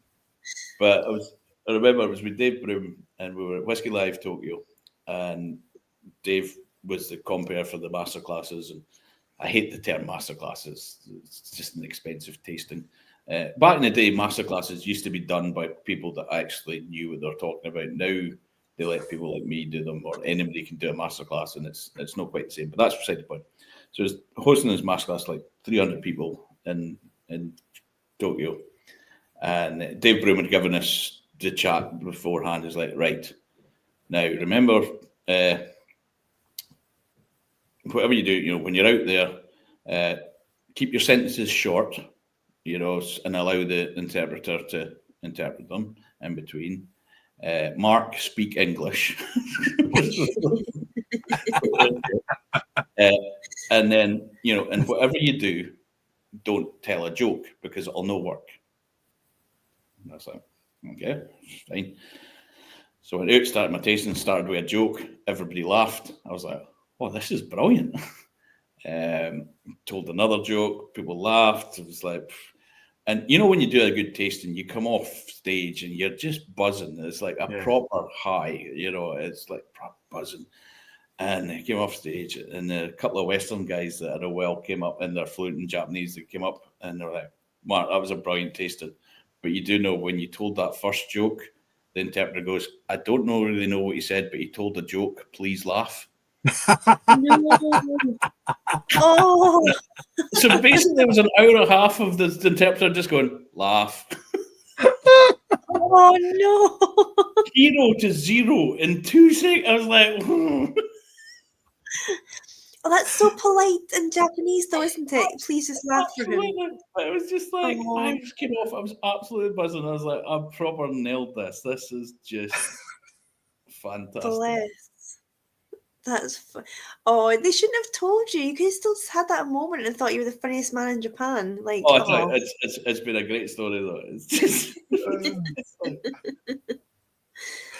I love it. I love it. That's brilliant. It is difficult though, yeah, like trying to get that sort of. So I did a tasting for a Parisian post-wedding bridal party. So like they've got married in France, and then they love the distillery. They'd been once before, and like they love the experience. So they wanted to come back to Scotland for their honeymoon and bring a few of their close family and friends to the wedding and redo what we did for them. We thought, oh well, this is really cool. They've come back, so we kind of put them in the malt barns and like decorated it and got like lights and flowers and stuff, and it was lovely. He was really quite high up in the French police, like the, what do you call it? The gendarme? Is that what it's called? Like the whatever it's called. Yes, like commissioner type thing, like really high rank. So everybody, all the guests were actually like, quite, important kind of high ranking kind of individuals. And they're like, oh, he's going to do his joke. He's going to tell his joke. And I think, so apparently he's really well known for this joke. I'm like, right, okay. So it involved this hat. And for some reason, like, he kept putting this hat on. It was all done in French. And you could just see the excitement. And people were like, oh, he's getting to the best bit. He's getting to the best bit. And like, he'd like this little song would appear. He'd put the hat on. And he'd do it all in French. And we're like, and we were just getting so confused. And then my friend was translating for us. And then the whole point, like the whole kind of punchline of this joke was like this hiker being anally raped by a bear. I was like, and I was like, obviously everyone, like, we got to the punch of the joke, and I don't even know what the hat was for, but he kept passing the hat to different people, and they were all doing the sort of song, and like, and everyone's looking at us, we're like, yeah. And like, still to this day, it just randomly pops into my head of like, what happened? Like, did we were just like completely miss the whole punchline, or is this maybe just lost in translation? Like, because we just missed the kind of story part of it, but just a weird experience. Yeah. Really weird experience. But there you go. Yeah, translating, it doesn't always come across as intended. No. But yeah. Either that, or it was translated for us, and it was nothing to do with what we were told. But either way, it was all perfectly innocent. It could have been, but yeah, just doesn't always come across as intended. Maybe we just needed somebody to just prompt us, laugh. He's just said something funny in French. Yeah. He said something funny. Well, every time I watch Shrek now, they turn over the boards and it just says laugh. Yeah. Like, It is difficult as well, though. I mean, like Mike, bless him, has seen my tour about 50 million times, and he probably knows when the punchline's coming on my repertoire. But you still laugh. You always still chuckle for me, which is quite nice. Hit here and here, not here. Yeah, I do say that. It was like one of the times again in Japan we did the tour with everybody, and it was like a news conference type thing where we all sat up the front, and everybody got 10 minutes to say their bit, and Richard Patterson would always go last because he was the big showman. Mm-hmm. So one day we just decided we just did all Richard's act. So like Billy Walker was and then it was like a cold glass like this will kill you, and like we did this whole routine. So when Richard stood up, it was just, I mean, he took it well. It was like, you guys. Did you throw the whiskey over your shoulder? We did all that. It was just. That's brilliant. That's funny. That's ultimate shithousery, isn't it? Oh, absolutely. But it was good fun. It's funny how you get to know people's patter, though, because I think me and Mike have done so many tastings together that like we literally kind of, you don't even need to plan it now. We just kind of like, I don't know, like figure it out, I suppose. But bounce. Like, yeah. But it's like if you're with somebody new, like it takes a minute to like kind of like, you end up talking over each other and figuring out like, oh no, wait, oh. But like when you know somebody, it's just like all kind of shits and giggles, really, isn't it? It's like you get paid for having a nice time with a pal. No, it's good. If you can do joint tastings with people, it can be really good. Like Kate and I actually work really well. She kind of holds everything together. But it's I hosted the Maltstock Campfire with Sam Simmons once, and that was just bonkers but brilliant. And it was just if you're doing a tasting with somebody else and you get the right riff together, it's it can be. And the thing is, you're generally, if you're doing a tasting with somebody, you're thrown in, but we all kind of have the same ideas and opinions, and it's not like you're doing a tasting with someone like caramel colouring is the best, or it's. I like having if you got somebody coming up, because we quite often have a barrel top through the day and then the tasting at night to make it worth this book of traveling. It makes them worth their while. Yeah. But you use that time through the day if you don't know them, it's the first time you've met them, to kind of chat away, and it helps for the evening event to kind of get a bit of their pattern, what they feel like, about whiskey and what they're going to talk about.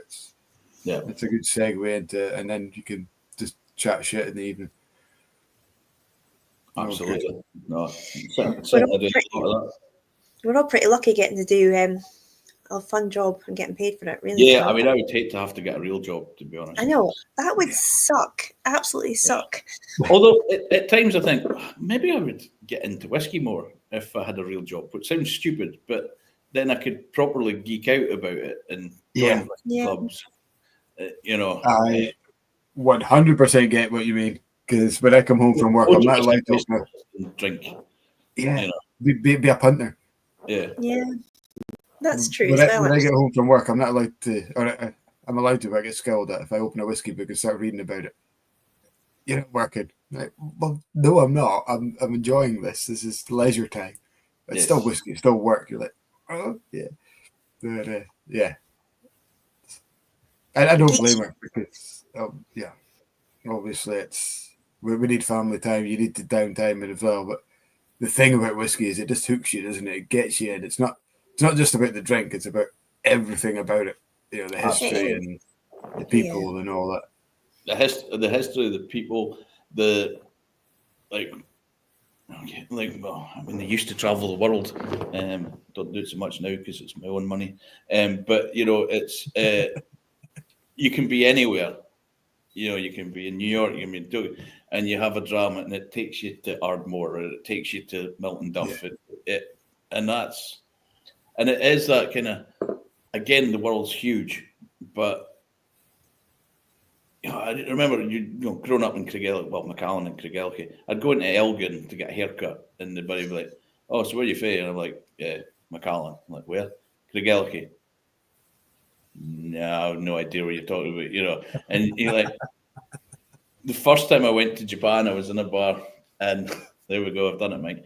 I was in a bar in Japan, and I got speaking to this guy at the bar, and he'd just been on a trip to Scotland. And he had his photo album. So again, I'm showing how old I am. He had a photo album to look through. And he was like flicking through. I was like, "Hang on a minute, mate. That's my house." He'd been at Macallan, and for some reason, my house was in the photo. It's just like, so you can, Campbeltown. A lot of people don't know where Campbeltown, but you go anywhere around the world and you mention Springbank and Glen Scotia, and to people are like, "Oh yeah, I've been to Campbeltown. Or I want to go to Campbeltown." Or it's amazing that there's people from all over the world that are thinking about, and more whatever. It's so nice as well. I had a lady come in the other day to the distillery, and like, I'm in the office space now, but I happened to be like just down the stairs, probably making a cup of tea or something pointless. And she's like, "Oh my God, it's her." And like, she's like, "You took my tour. Like I was here 6 years ago, and this is the first time I've come back." And she found pictures on her phone. And she's like, "Look, this is you." I'm like, "I know, I know what I look like."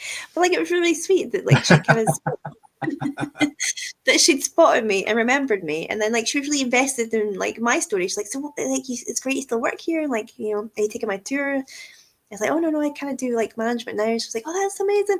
Like, it's just really cute that like that was like their moment, their holiday moment, and she still remembered it and had the pictures on her phone. And like, I don't know, you kind of forget that like what you're doing is such a major part of their holiday or their experience or their kind of like whiskey journey. Big things they can. But you see, what you said there was cute, whereas what's not quite so cute was, do you remember there used to be the Malt Project DVDs? They did lots of filming, and again, this was probably around about 2006, right, or whatever, and they filmed me in a couple of them, and I was in Denmark and did a tasting, went out to the bar, and we were drinking away with folk, and this guy came up and was like, "Do you want to come back to my basement and watch DVDs of you?"